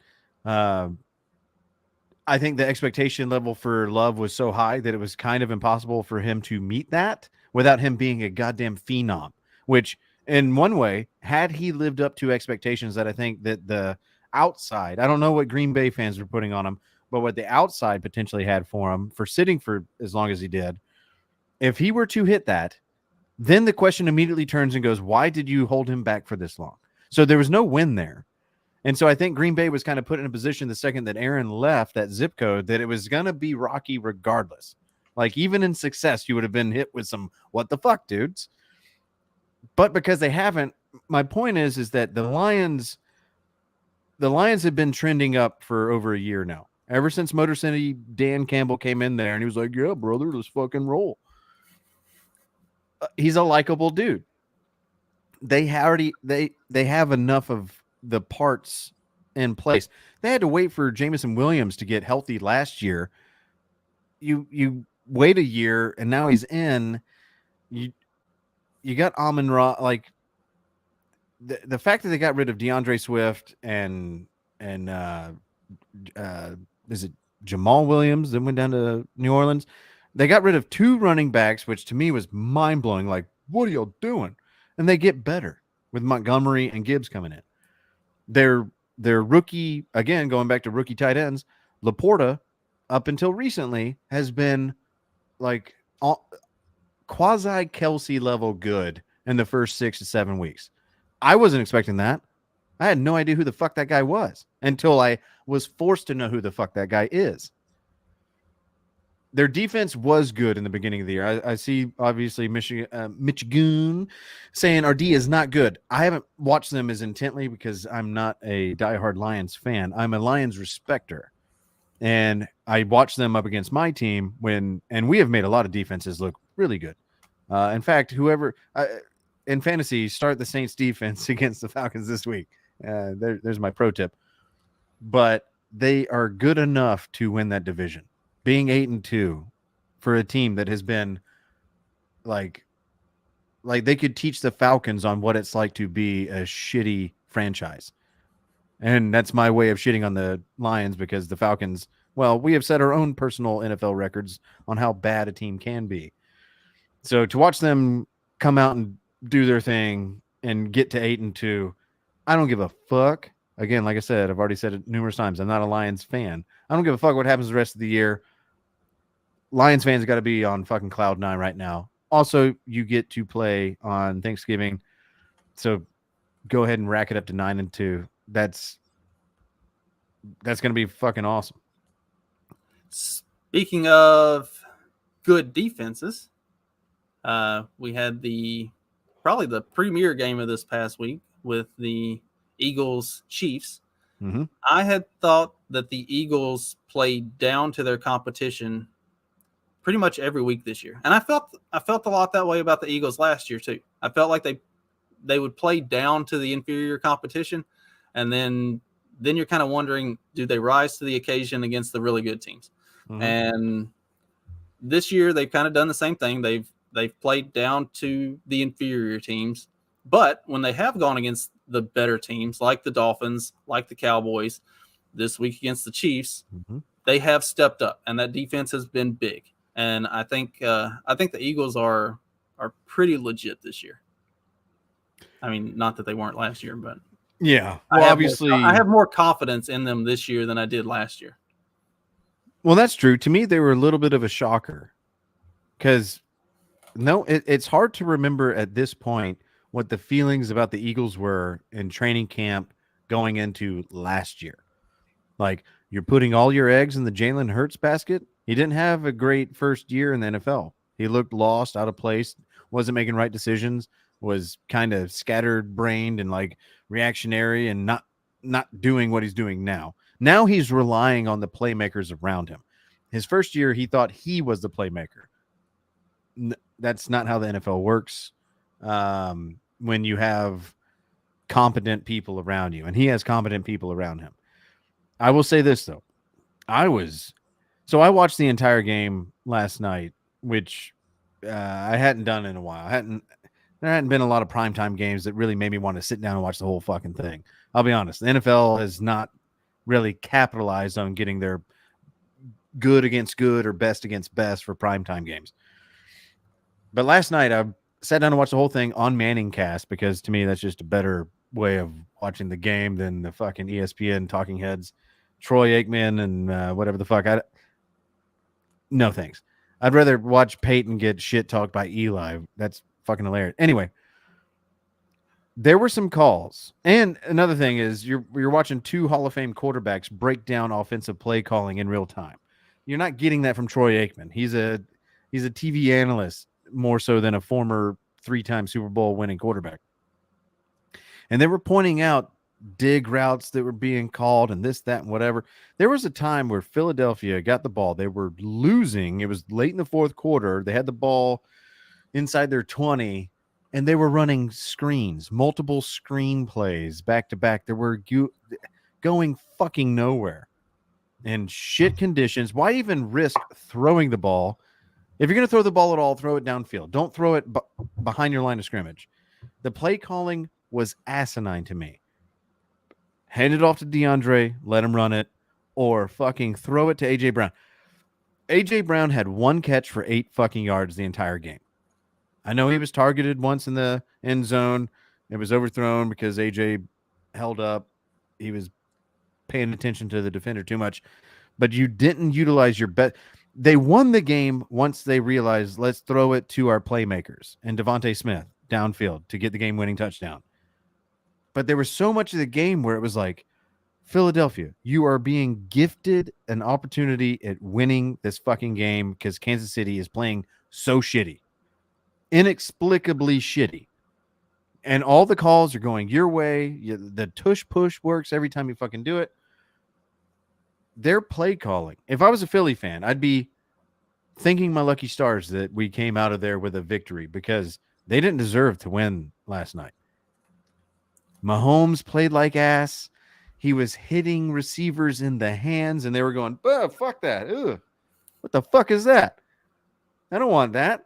Oh, the football? Oof, that's for somebody else. It was embarrassingly bad play by Kansas City and horrible play call by Philly. Yet it was a close game, and I guess for the people that were watching it on, the sound off, it might have looked like it was a contested, good, best on best match. It was a sloppy fuck fest the whole fucking time. Like, I was entertained, whatever. It was a good game. I'd watch it again. 10 out of 10, highly recommend, all that shit. But like the play calling just seemed to be really dumb. And the execution on Kansas City's behalf seemed to be like, y'all are Super Bowl champs? Like, what the fuck is it? Does Taylor Swift literally need to be in the building for y'all to be good? Is this where we're at now? I don't know. Fuck both those teams. I'm gonna put a Maximus Aurelius "Are you not entertained?" clip in here, so I can, anytime you get to griping about a close game, I can just... I mean, yeah, I was entertained, but I will agree with you for Homer reasons. Yes, the Philly defense, they were on one last night. They were getting after it, and that was fun to watch. I love to see my dogs in the NFL doing big shit. So again, I'm not rooting for either team. I'm kind of tired of the Chiefs run, just like I was tired of the Patriots run. The Eagles, I fucking hate Philadelphia sports teams, so I'm pinched here. You know what I'm saying? It's like Michigan being happy for a Packers win. Not gonna be. It's like you being happy if the Lions win the division. Not gonna be happy about it. Other people can watch it and be entertained, but I fucking hate both these teams. Well, let's see. We ready to start breaking down this week's games? I'm trying to look. There's only one other game that I think was like, what the fuck was this? And that's Giants Commanders. Danny DeVito went out there and balled his balls off. And the Giants defense secured a win. What the fuck? Why are they doing this? Go get a new quarterback. Stop winning games. But we also had Sam Howell throw 3 picks, and was that because the Giants defense was balling their ass off, or did Sam Howell have a golf game? Well, that's what I was going to say. Sam Howell had a golf game. The difference is the Commanders aren't the Lions. Right. And how Commander, fuck, kick me from the screen. The Redskins. The Redskins they're not the Lions. And isn't that something to be like? The Commanders are no Lions, if you know what I mean. Like,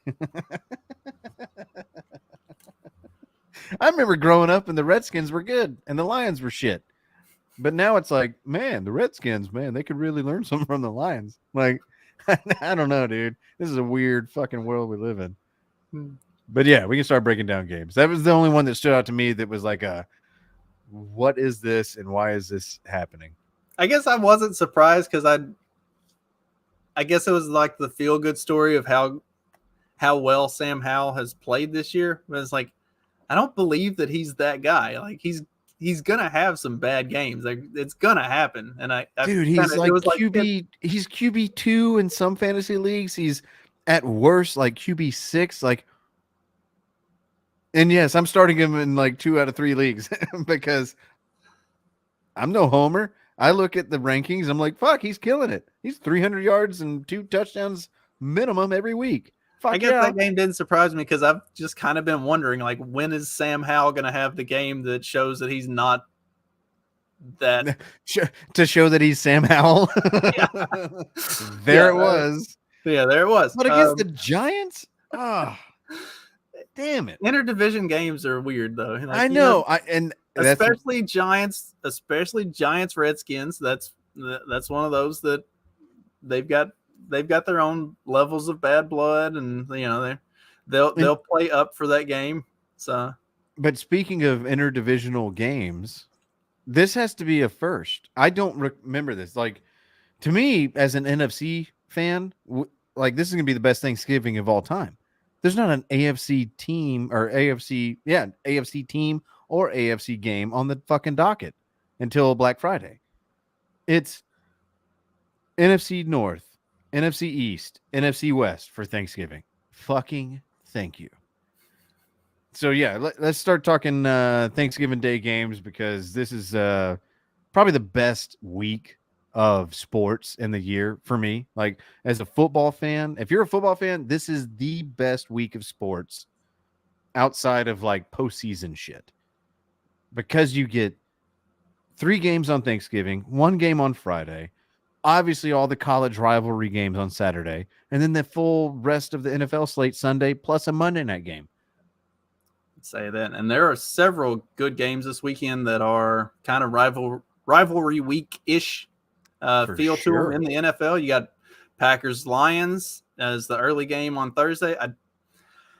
As much as I would love to see the Packers play really well on Thanksgiving, I think the Lions are going to win this. I don't know if Jordan Love puts together back-to-back good games on a short week. And I don't think Goff is going to have another Goff game. Like, the only way that the Packers win this is if Goff has another game like that, and I don't think that happens. I think they'll game plan around that and keep things simple for him, and make sure that he's not going to have the opportunities to make those kinds of mistakes. So I think the Lions will win this one. The line right now is 7.5. That seems high. That seems high, but at the same time, I feel like this is like a 4-point game. Yeah, slightly more than a field goal, but I don't think it's going to be just like wildly out of control. I mean, yeah, I talked a little bit of shit about Jordan Love, but then I made up for it with the what were the expectations really? You would like to see over the course of a season your players that need to be the best getting better. And I think the Packers have shown that over the last 3 weeks. I just think the expectations for the Lions are so high that they're going to let some people down, but they're playing at home. They just came off of a nail biter against an inferior team.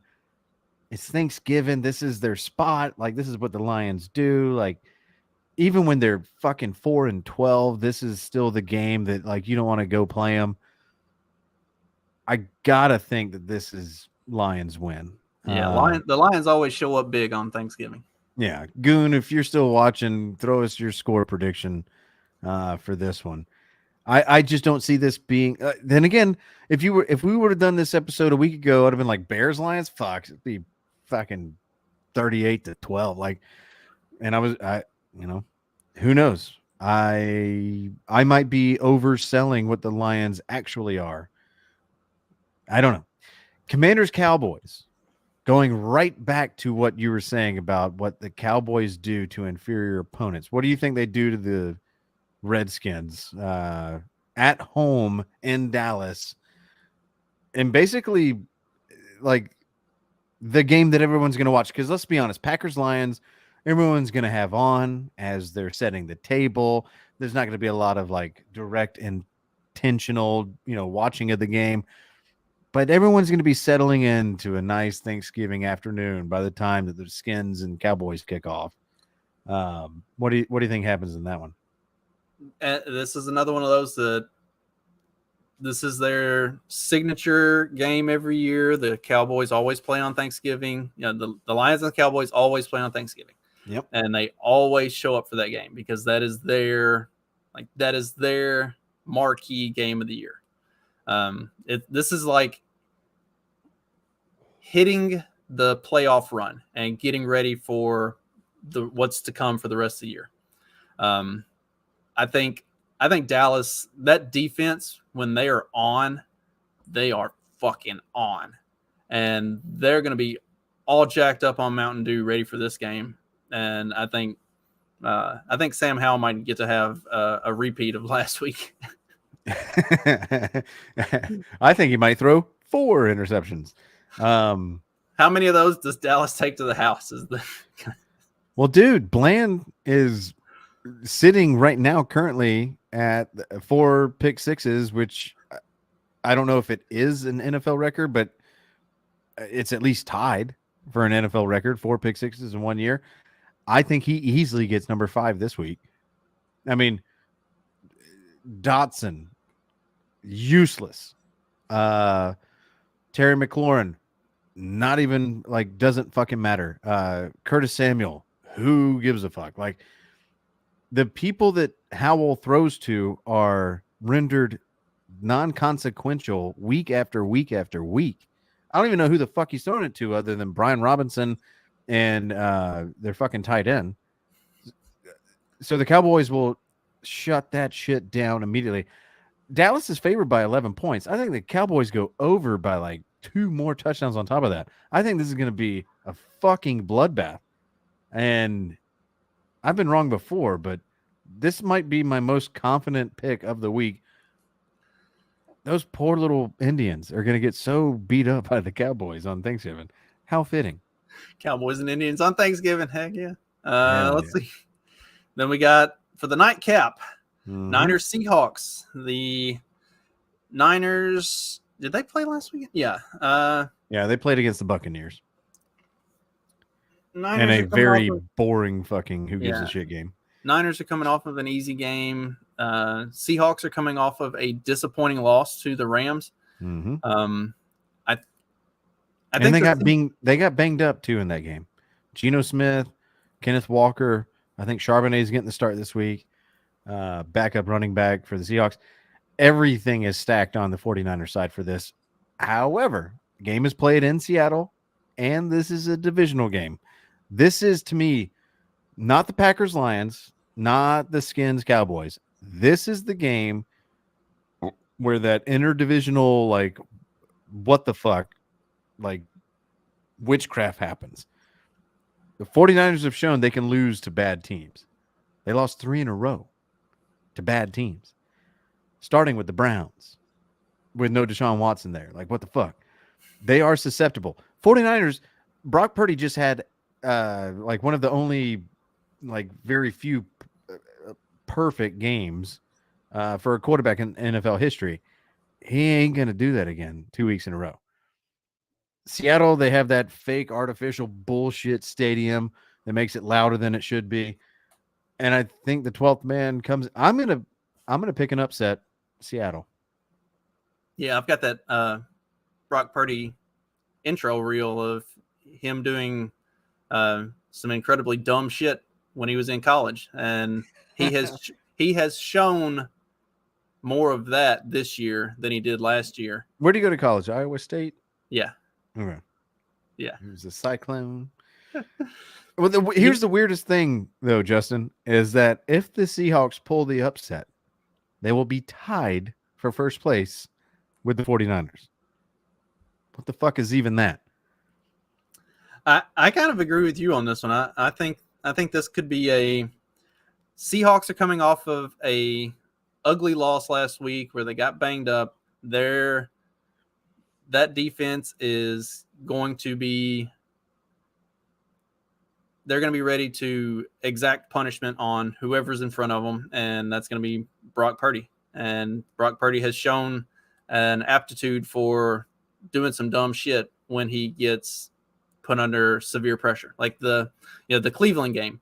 Cleveland has a good defense, and they got after him, and he had a really shitty game. Like those losses were against teams that the defense dialed up pressure. And if Seattle can kind of channel some Legion of Boom energy and get after him, he will make mistakes, and that puts them in a good position to win.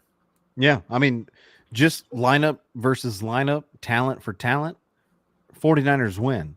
But that's not what if anybody that's watched football for a number of years realize that means nothing. You're playing in the only game that's on. That's the best part about this. For 2 days, for 4 games, every game that's on is the only game that's on. It's a primetime game for 4 straight games. The Seahawks should lose this game by a lot. You just had your quarterback dinged up. You had your starting running back dinged up. Your wide receivers outside of Tyler Lockett here and there. Jackson Smith and Jigba is slowly coming on, but DK Metcalf, where the fuck have you been? Like, there's so many question marks around Seattle, yet you're still 6-4. And you have an opportunity to grab the first, tied for the first place in the division against your rival. Like, if I was just going from talent level, like I said, the 49ers should just win this game easy as shit. McCaffrey scores 3 touchdowns, 2 rushing, 1 receiving. They're up 21-0 going into halftime. Like, this should be a smoke show. But because of everything we said, division games, you throw that shit out. Thanksgiving Day games, weird shit happens. Prime time in Seattle. Yeah, give me the Seahawks. But if the Seahawks lose, I never said any of this. That takes us to Friday, which is another interdivisional game that at one time could have possibly been viewed as a kind of a marquee rivalry type game. I feel like this is going back to the comparison I made before. This is going to be Cowboys Redskins 2.0 on just on the AFC side. Dolphins are going to absolutely cream the Jets. I don't think it'll even be it's a 10-point. Dolphins are favored by 10. This could very well be a repeat of the Broncos game earlier in the season. I mean, a couple things going for this game. A, it's on a Friday. No one's used to watching football on Friday. B, it's at 3 p.m. Eastern, not a football time. And then C, it's on Amazon Prime Video, the most bullshit delivery method for a football game of all time. I've enjoyed the games, but sure, the games might have been fine. This one's going to suck. If you are watching on Amazon Prime and you want to just rewind it to watch the last play, the user interface is such dog shit. It's almost unusable. I'm so glad this game is happening when it is and where it is and on what platform it is, because the Dolphins are going to win 72-12, and no one's going to give a flying fuck. Most boringest game of the year, because the Jets are not starting Zach Wilson at quarterback. They're starting some other Yahoo that no one knows other than his mama. And this is going to be embarrassingly bad for anybody in the New York area. Worst thing to happen in New York involving Jets since that day 22 years ago. Again, math. Terrible. The fucking water mammals are going to beat the fuck out of the whoever the fuck the Jets think they are at this point. They should just cave it in, just pack it up. 2024 Yahoo, here we come. All right, the next one, getting to the regularly scheduled games, the Sunday games. New Orleans, Atlanta. Oh man. Okay. So both these teams suck. But both these teams win the division. But both these teams hate each other immensely. I myself fancy myself as a lifelong Falcons fan, not by choice, but by birth, because I believe in that kind of thing. That's my team. I'm never going to leave them, even though they leave me every year. I'm going to be at this game, allegedly. Some things have come up. The Falcons have started pushing for this. Oh, we're going to celebrate 50 years of hip hop. And there's like a laundry list of 36 fucking rap artists. They're going to have a football game in the middle of a rap concert. So it might not be going, because I like to preserve my health. But as far as this football game goes, I don't know. We're starting Desmond Ridder. Neither does Vegas. Yeah, Atlanta's favored by 1 point, and they're like, fuck it. I don't know. They're the home team, so we got to give it to, I guess, them. The Saints are dog shit. Derek Carr was not the answer. Never was going to be. He's not a good quarterback. Been dog shit the whole time. Saints just now learned that. Denny Green, or whatever the fuck his name is, I don't even know. The coach for the Saints, dog shit, been fired from everywhere. Why is he there? Glad he is, but he's not going to lead them to a victory. Lattimore, their best defender, out for, I think, the season.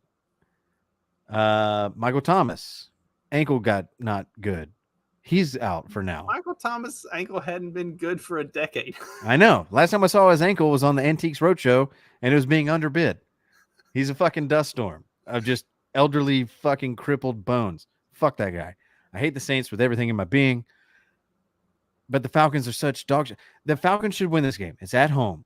We're the better team. We're more talented. We got a shittier coach, allegedly. I don't fucking know. FedEx me your hate letters later. Our head coach's mustache should be fully grown back in by this game, so that might be the difference in the game. Give me the Falcons by literally 1 point.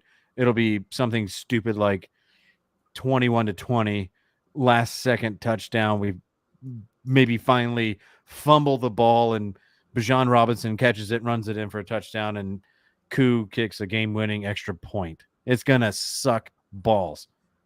But Falcons win.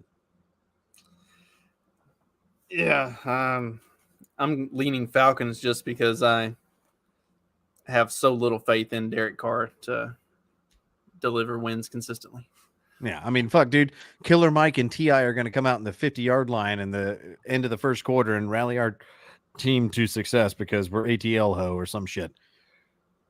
Fucking terrible. Next game. Let's see. I think we can run through a couple of the I think we can run through 3 of the next 5 games really quickly. We got New England versus the Giants. New England's a 3-point favorite. That is going on the to road be in New York. Yeah, that is going to be in New York or at the Giants. I don't know. The Giants might have found something last week. I'm going to go with the Giants in this one just because I don't really know. Oh, for sure. Give me the Giants because there are rumors that I know you said go through this quickly. I'm trying to go to bed, Jim. I know. You need to get a better co-host. Rumors are already out and swirling that Bill Belichick has already agreed to leave the Patriots at the end of the year, and he's already been slated to take another coaching job like the Chargers or, I don't know, do your own conspiracy theory on that shit. But allegedly, he's already out the door, so he doesn't give a fuck anymore. Fuck the Patriots in every game for the rest of the year. Give me their opponents, even if they are the shitty Giants. Next, we got Tennessee, Carolina. Tennessee is a 3.5-point favorite. This one is going to be at Tennessee. I think Tennessee. I don't think Bryce Young is the guy. I don't see it. No, give me the Tennessee Oilers with a game-winning touchdown to Okonkwo. Yeah, that's right. The tight end. Because none of their other receivers are meaningful in any way, shape, or form. And yes, I know D-Hop is a Titan. Speaking of D-Hop, his former team, Houston, taking on the Jaguars. This could be a highly entertaining game. These two teams are vying for the top spot in the AFC South, which at one time was looking like NFC South mirror image until Houston and Jacksonville both kind of came to life and figured out how to play football. This one, Jacksonville is favored by 1.5. Oh, okay. And it's at Houston. Man. Jaguars are dinged up in their secondary. That leaves it open for the Texans receivers and CJ Stroud to do their thing. Noah Brown, I don't think is going to be on the injury list this weekend. Could be wrong. But if they come back with Nico Collins, Tank Dell, and Noah Brown, give me the motherfucking Texans. I was about to say Bryce Young did not have a great game last week, and they still managed to rally around him and win that game. I think he will bounce back well and play really well. CJ Stroud? Yeah. Did I say Bryce Young again? You did, but it's cool. Bryce Young never has a good week. So you're sleepy. It's bedtime. I was at least accurate on that. Yes, CJ Stroud didn't have a good week last week, but the team rallied around him and got the win. CJ Stroud also had a golf game with 3 interceptions, yet he. It was a week for that. Everybody was getting ready for Thanksgiving. They weren't thinking about football. They thought the more interceptions they threw, the faster the game went. Fucking idiots. And also, I don't know if Trevor Lawrence puts together back-to-back games like that. I don't think he does. I'm going to go with Houston on this one as well. Let's see. We got. How about Steelers Bengals? Yeah, Pittsburgh, Cincinnati. Dude. Steelers are a 1-point favorite. It's at Cincy. Tell me the Bengals backup quarterback is any worse than Kenny Pickett. I mean, they're almost the same team right now.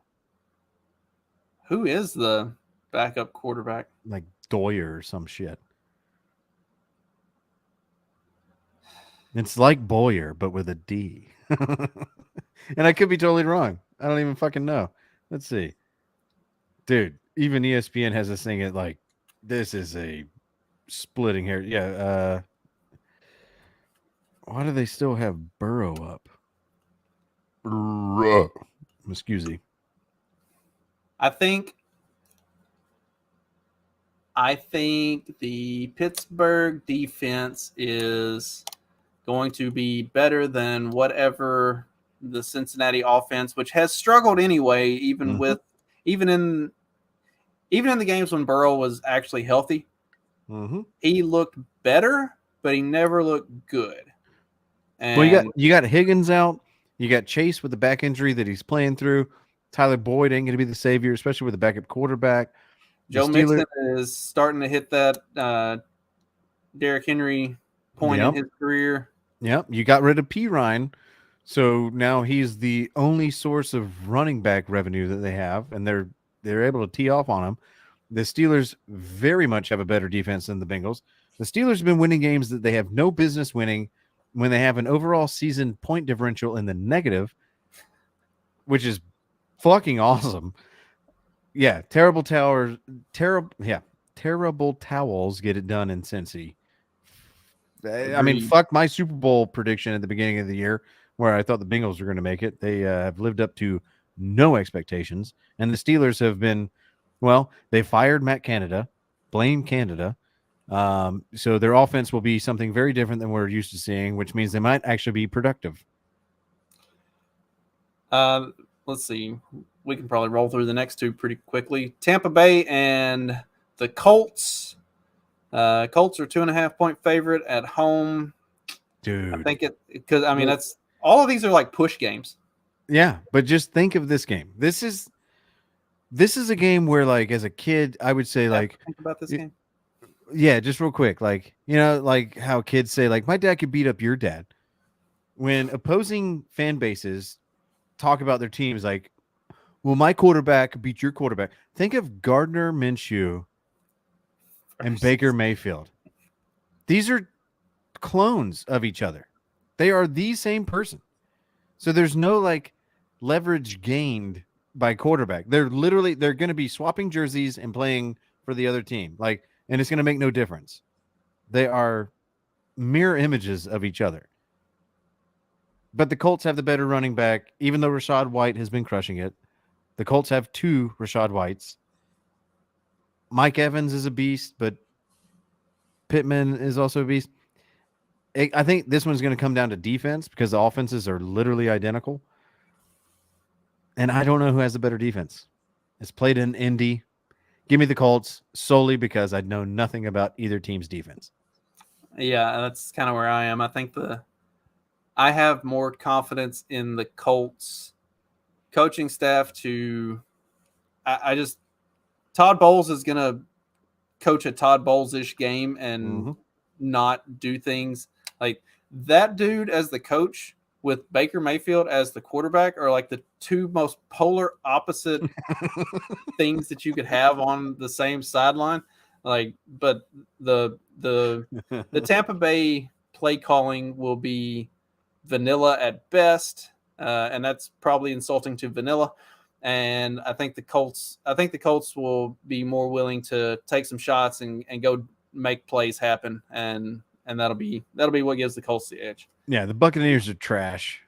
Colts win this shit at home. I mean, come on. Let's see. Two teams that are arguably not really trying to win games. We got the Rams and the Cardinals. Who is going to? This is another push game. Who's gonna win the battle of we don't want to win this one? Well, I'm pretty sure the Rams get their running back. Yeah, they Kyron. Somebody they cut Henderson this week. Yeah, the guy who they signed off the practice squad and have just Darrell Henderson, who's been fucking balling out for them, even though like nobody else has, outside of Cup and fucking Puka. like they signed Tyler Higbee to like the biggest tight end contract, like 7 years and a lot of fucking millions, and they've just acted like he's on the witness protection program. Like he's not anywhere on he's not on any meaningful stat line. I don't even know why the fuck they did that. Anyway, Stafford seems to be more healthy. Cup's banged up, but Puka and Tutu can easily just come in and like you don't even notice that Cooper Cup is injured. Plus, if they get the running back, give me the Rams. Cardinals are still trying to find their identity. The weird thing is like the Cardinals have gone back to what they were all of last year when Kyler Murray was their quarterback the entire time, where I won't throw it downfield when I'm in trouble. I will just scramble like a toddler holding a fucking rotten egg. The Cardinals are a joke. I don't think anything they did in the offseason fixed any of that. So, yeah, give me the Rams. Rams indeed. Cardinals are just, ugh. They're the Falcons of the West. An interesting game. If they were playing this one, say 4 weeks ago, we might have a very different outlook on it. But we've got Cleveland and Denver. Denver's a 2.5-point favor. It's in Denver. I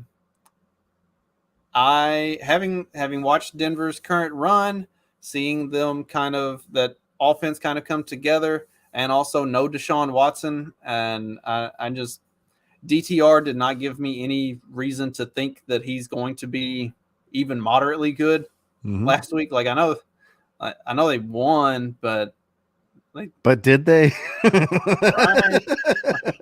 like technically you won, but I mean the record will show you did, but like, you sure about that? Like somebody had to win that one. So, yeah.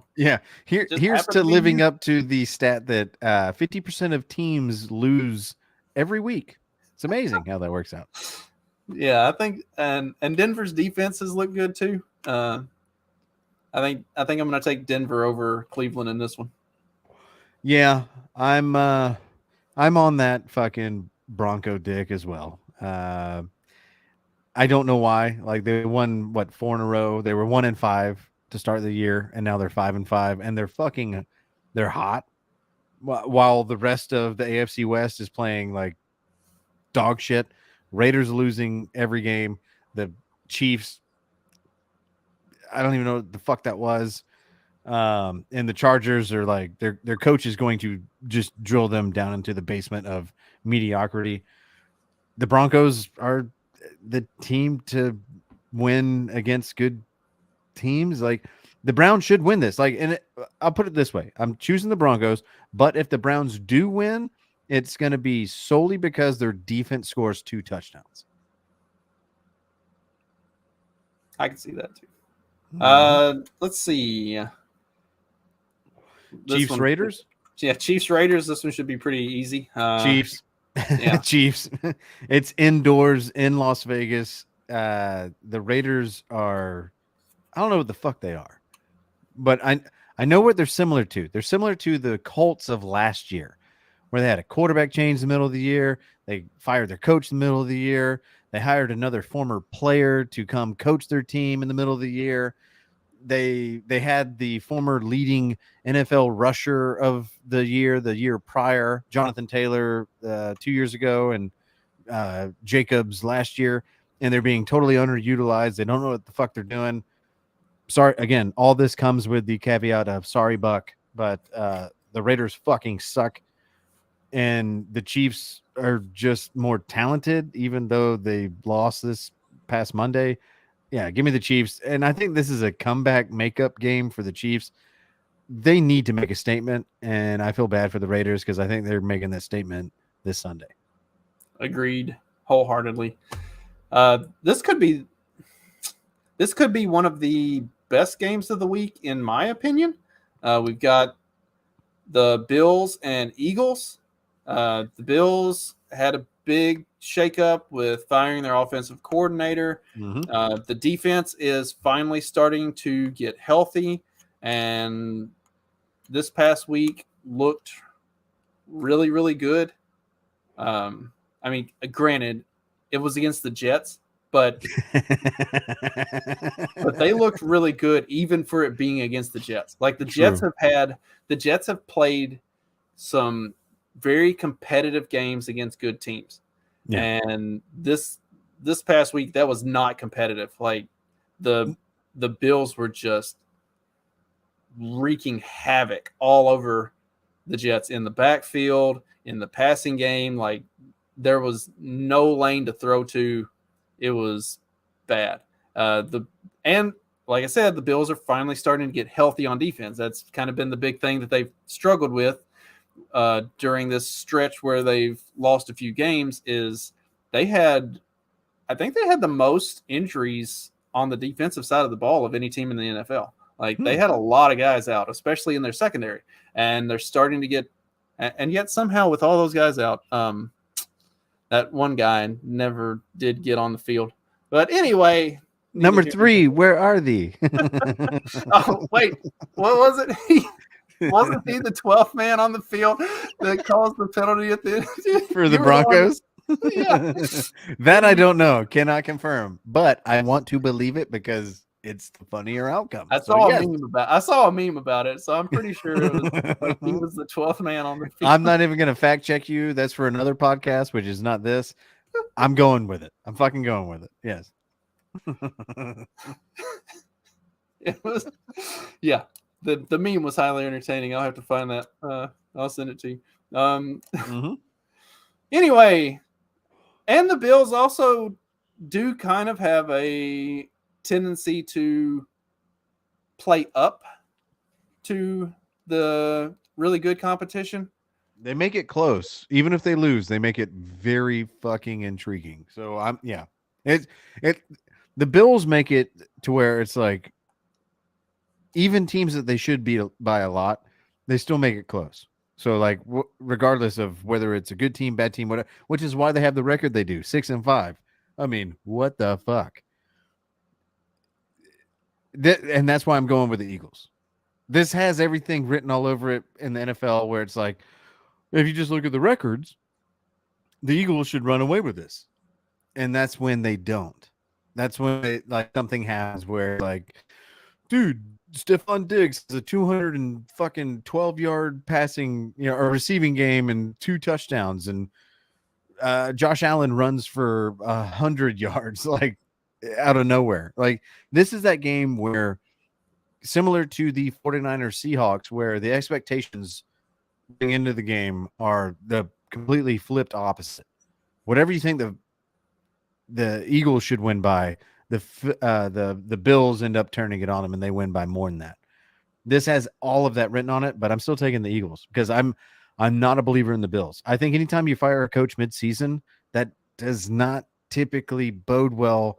That bodes well when you play like the Chargers or the Rams or the Cardinals, but not the Super Bowl, the Super Bowl team from a year ago. I think the Bills get embarrassed again and they go to 6-6, and you start to hear mad fucking chaos coming from Northwest New York.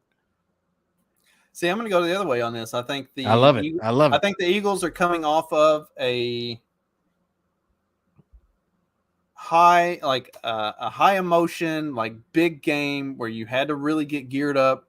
You're taking on, it's that Super Bowl rematch. You've got the Chiefs, everything that surrounds that game, and then to come out and pull off the win, there's going to be a little bit of a okay, now we take a breath, and then you take the breath, and you're coming in behind Thanksgiving and everything of this week, while the Bills on the other side are coming hungry. Yeah, coming off of a big momentum type game where they've had all of this shit all season and they've got something to prove. I think the Bills are going to come out and kind of the way they did the Dolphins earlier in the year, just going to smack it to them. And I think the Eagles are going to be, like I said, they're going to have that hangover from the big emotional win last week, that they're not going to carry over the momentum the way that because that wasn't a momentum win. That was just a win. That was one of those takes everything out of you kind of win. Oh, the game ended and we had more points. Cool. Fuck it. Yeah. It's like, Where's the holy fuck, airport? I'm glad it's over. Yeah. Yeah. No, and I love that pick, and I can't even really argue against it because I can totally see how that happens. I think the thing is like if the Bills end up winning this, and if the Steelers, if both the Bills, here's the thing that's on the line this week for both the Bills and the Steelers. If they win, then it's like an obvious, like, well, clearly coordinators are very important to outcomes of games. If both of them lose, then the argument's the opposite, just as far in the opposite, going coordinators are very, like, even bad coordinators, like to not have a coordinator or to lose one midseason, that is everything. So to me, I'll be watching those two games to see if the whole idea of the coordinator position is overinflated. Like, is head coach more important than coordinator? I would prefer coordinator to be more important than head coach, because head coach to me seems more like a PR position than a scheming position. But I'm curious to see how those two games break out, just for that reason alone. And then the snooze fest that will be the capping off the week on Monday night. No, wait. Sunday night, Ravens Chargers. Yeah, Sunday night. Ravens. I can tell you one thing that's not going to be a position of importance in either of those two teams: tight end, because Isaiah likely will be taking Mark Andrews' place, who's likely out for the majority of the rest of the season. And what's funny is Mark Andrews gets all the attention in the world. He goes out. Isaiah likely comes in. None of that transfers over. Like, Isaiah likely does not just then become Mark Andrews. He becomes whoever the tight end is for the fucking Panthers. Like, no one knows because no one cares because nothing happens there. What was the Titans tight end's name? You called it earlier. Oh, Okonkwo. Yeah, he becomes. And I even called him I meant to say Panthers, but yeah, no, Titans tight end. That kind of goes against my last pick. I can't really talk that much about that anymore. But my point is, Ravens don't have a tight end. Chargers have multiple tight ends that mean nothing. Keenan Allen is their only receiver. Quentin Johnston, they drafted in the first round, but he's not a first round talent, I guess. They're not using him much. I don't know. The Chargers have a lot of question marks in their receiving game. Austin Eckler had the shittiest game of his career last week, being like an actual like healthy starter. And the Ravens seem to be rolling and the Chargers seem to be flailing. I think this is the descent into getting a new coach and coaching staff for the Chargers. So give me Baltimore and let's get a new regime in, well, San Diego as far as I'm concerned, but LA allegedly. Justin Herbert is like the best quarterback in the league. Like, the dude is really good, but just can't seem to win games. He's like Trevor Lawrence, but with a shitty coach. like Herbert and Lawrence to me are identical in every way. Measurable, all the measurables, hair length, stupid haircuts, and all of it. All that shit. But yeah, give me the Ravens. They seem to be like on an upward trend where the Chargers seem to just be like sputtering into obscurity. I'll say this: the Falcons will end the season with a better record than the Chargers, and the Chargers are a vastly more talented team. That goes to coaching. Now we get to the finale on Monday night. There you go. Another interdivisional game. This time we got the Bears Vikings. In Minnesota. Another game on the road for the Bears. Yeah, this one is in Minnesota. I don't think Justin Fields and the Bears pull off the same kind of magic that they did last week. I also think the Vikings are a hungry team that I think the Vikings really thought they had a shot against Denver and just came up short. So they're going to be wanting to bounce back strong. And Dobbs, like, Dobbs wants to win. He's a gamer. Yeah. I actually saw a highlight over the weekend of a amazing Dobbs throw into the end zone to beat Georgia several years ago when he was at Tennessee. That was 2016, Kirby Smart's first year with Butch Yeah. Jones as the Tennessee quarterback. Yes, I can walk you through that play very vividly. so. Anyway, But he's a baller. yeah, Dobbs will get after it. I'm definitely going to go with. See, the problem that I have with the Bears is they could probably, and what they've shown in games that they've played well in, is when they put together a good running game, they have a chance to be in it and win the games. But with Justin Fields, he is their running game. Like, they don't utilize the backs properly when he's in the game. And so that then takes away from the effectiveness of, like, yeah, he might run for 200 yards, but it's not an effective style of running game that they're wearing defenses down. Like, it's wearing Justin Fields down. Yeah. And that's the problem with that Bears running game when he's the one that's running the ball, as opposed to when, Dante Foreman is just out there hammering on folks. So I don't have any confidence in a Justin Fields led offense. It'll be fireworks, but it won't be winning football. Yeah. And I think I said something to the effect of Arizona is the Falcons of the West. If I did, scratch that. Arizona and Chicago are the same team. You have Hollywood Brown and you have DJ Moore. You have Trey McBride and tight end, or Zach Ertz if he's healthy, and you have Cole Kmet. You have James Conner, which is a better running back than anything the Chicago has, but he gets underutilized because Kyler Murray, much like Justin Fields, will just run whenever the fuck he feels like the play isn't to his liking, which is to a negative to the rest of his offensive players. And both of their defenses are equally as shitty. So I will pick the Vikings over the Bears because, well, it's prime time. And I know everyone likes to say Cousins is a non-prime time quarterback, even though if you look at his record, he's changed that. I know Cousins isn't playing now. That's kind of my point, is that, yeah, it's a primetime game, which means the Vikings don't have that Kirk Cousins cloud over it, and the Bears fucking suck ass. Yeah, give me the Vikings. And there we go. Yeah, there we have it. We fucking did it, Justin. We made it through a show in less than 3 hours at that. Yeah, I mean, and in the same time, we were able to get rid of all viewers. We even talked about college football this week. For a lengthy amount of time, which I'll be honest, I was far more enthused by because that is my sport of choice. The further that the NFL season goes on, I'm not going to lie, the less I give a fuck about the NFL, which is weird. Like, you should think that it would be inverse to that.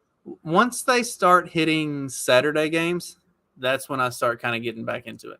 I don't know why. For some reason, that like whenever the Saturday games start, when college is over, then NFL starts to take up a little bit more of a level of importance. I'm with you there. Yeah. Because to me, it's college first.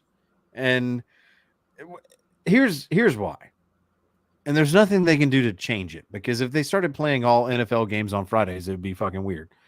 But when NFL games are going on Sundays, I'm doing laundry, I'm vacuuming, I'm going to the grocery store. Like, I'm running errands, and I'm getting the last minute shit done before the work week starts. Whereas Saturday, I have a full day in front of me to do nothing. So Saturday, it's fucking college game day from, 9, 10 a.m., whatever, until like 1, 2 in the morning of just not like all screens on college football. And once it's Sunday, it's like, oh, fuck, tomorrow's work. I got to start doing things. And so whenever the NFL's on, I'm just not in a good mood like I am on Saturdays. So yeah, I'm naturally more inclined to be, I don't know, a little more looking forward to college football games. And then once those are done, and then the only thing I have is NFL, then yeah, I'm right there with you. I'm saying a lot of words to say, fuck the NFL. College football is king until college football isn't there. And then the NFL is there to take its place. Then I'll start paying attention. And until then, it's up to y'all for the next 4 weeks. I'm back on my midweek rotation, so I'll be out on for the next 4 Tuesdays. So y'all sounds like it'll out. be 5 weeks until we do another show. unless you can strong arm Mark into it, or if you and Goon want to do it, I'll set it up and I'll run it from my desk at work, and y'all can shoot the shit, and I'll join you in the chat. Well, I'm not short for words. I can talk to anybody about anything for far too long. So I appreciate it when y'all do it because it keeps me entertained at work for a while. Makes my night go quicker. All right. Well, I aim to please. Have a good weekend. Hope all your picks come true. And don't eat too much. Actually, eat all you want. Just don't drink too much. Good luck. There you go.